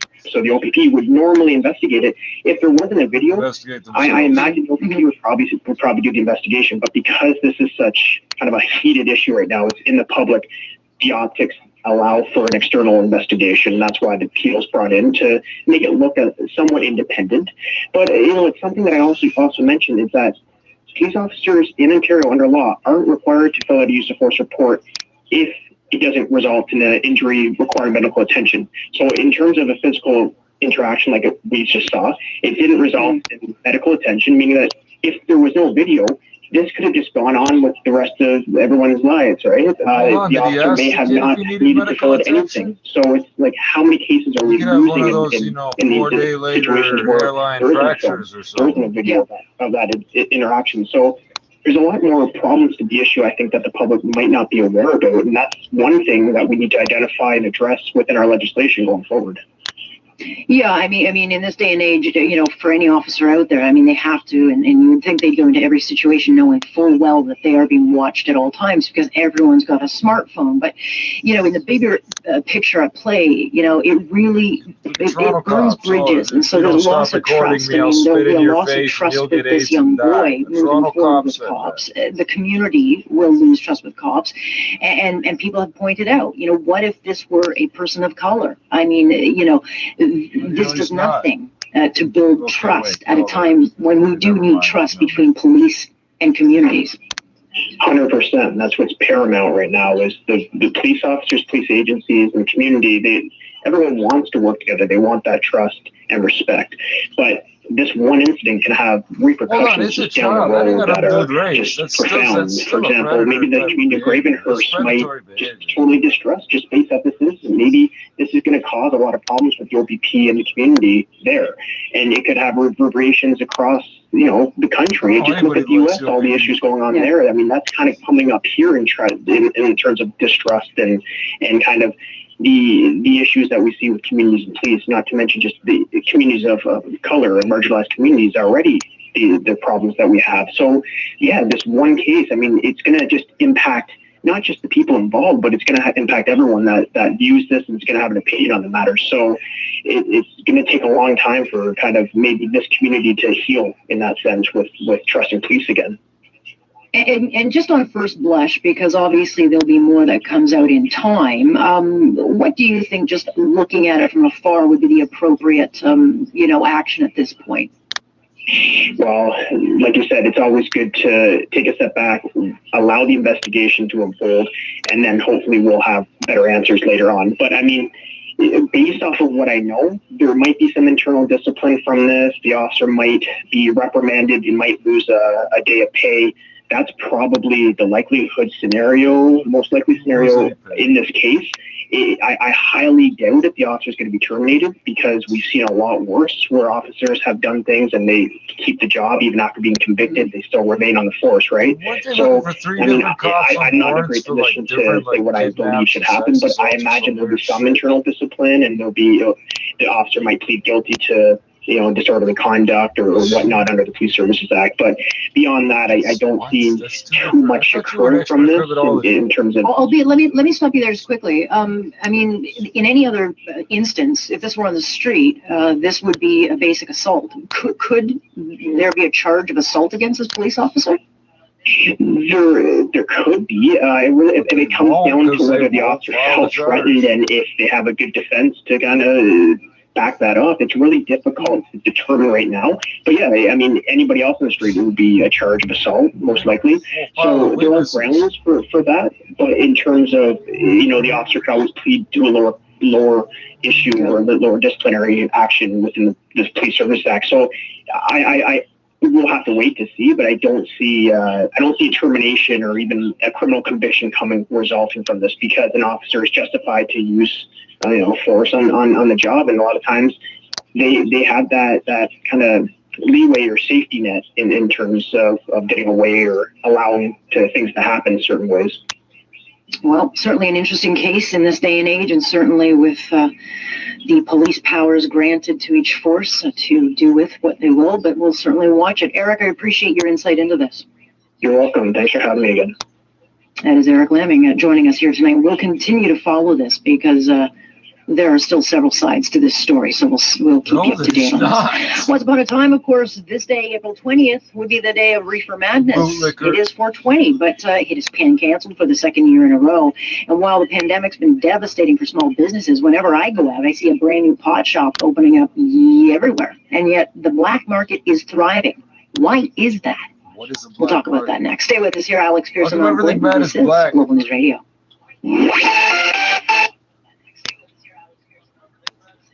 And he answered.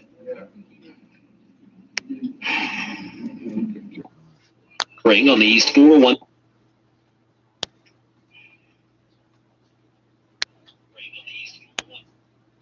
Toronto cop yelling at somebody if they didn't stop recording him, he would spit in their face and they would get AIDS and they would die. That's what the fucking cop said. He said it while the guy was recording. Like, fucking, these guys don't care. My city every day, all day. From your black flag cup, if you feel me. It's gang life, motherfucker, till they kill me.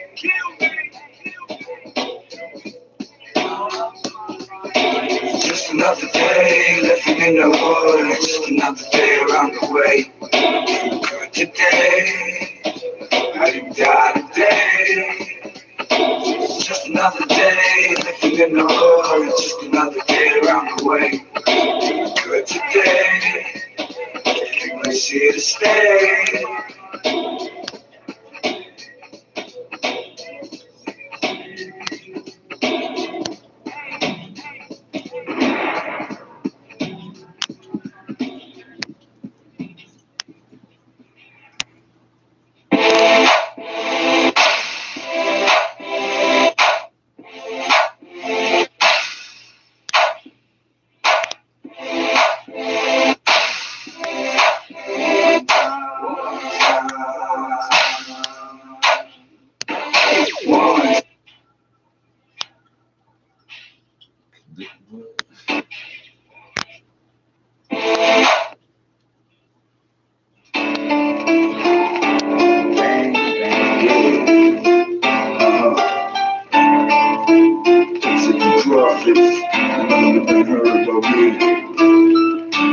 Cause time will stop what you're thinking. Your enemy don't give a fuck about what you've been thinking or what you've been planning. After the 22 will leave a hole in you just the same as a can. Skip to the shadows and rip events. They've been making harder for them to follow the set. Every man is chasing a dream. I'm on the block with a rock and a scheme. God's skipping stones on the river of life. That's why we live so trite. Caught up in the ripples, me my brothers grew up pissed off and angry like a leader of storm and thimble. They fed this greed, and now we hit the streets and breathe. I wonder if they really ready for me. I keep a machete ready in case they change their tone talking to me. The angry child that they ever released from Judy. My life is like a horror movie with too many sequels.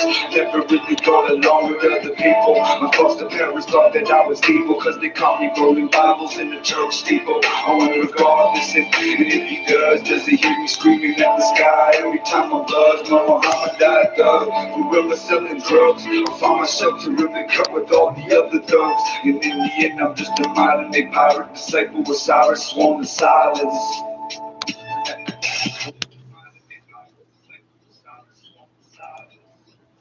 What did I do?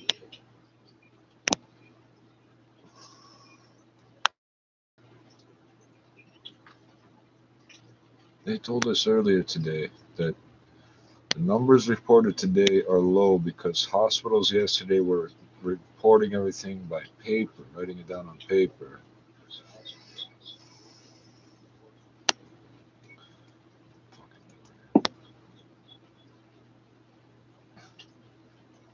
Because of the Rogers service outage, which doesn't make sense to me. Don't they have landline operations at these hospitals?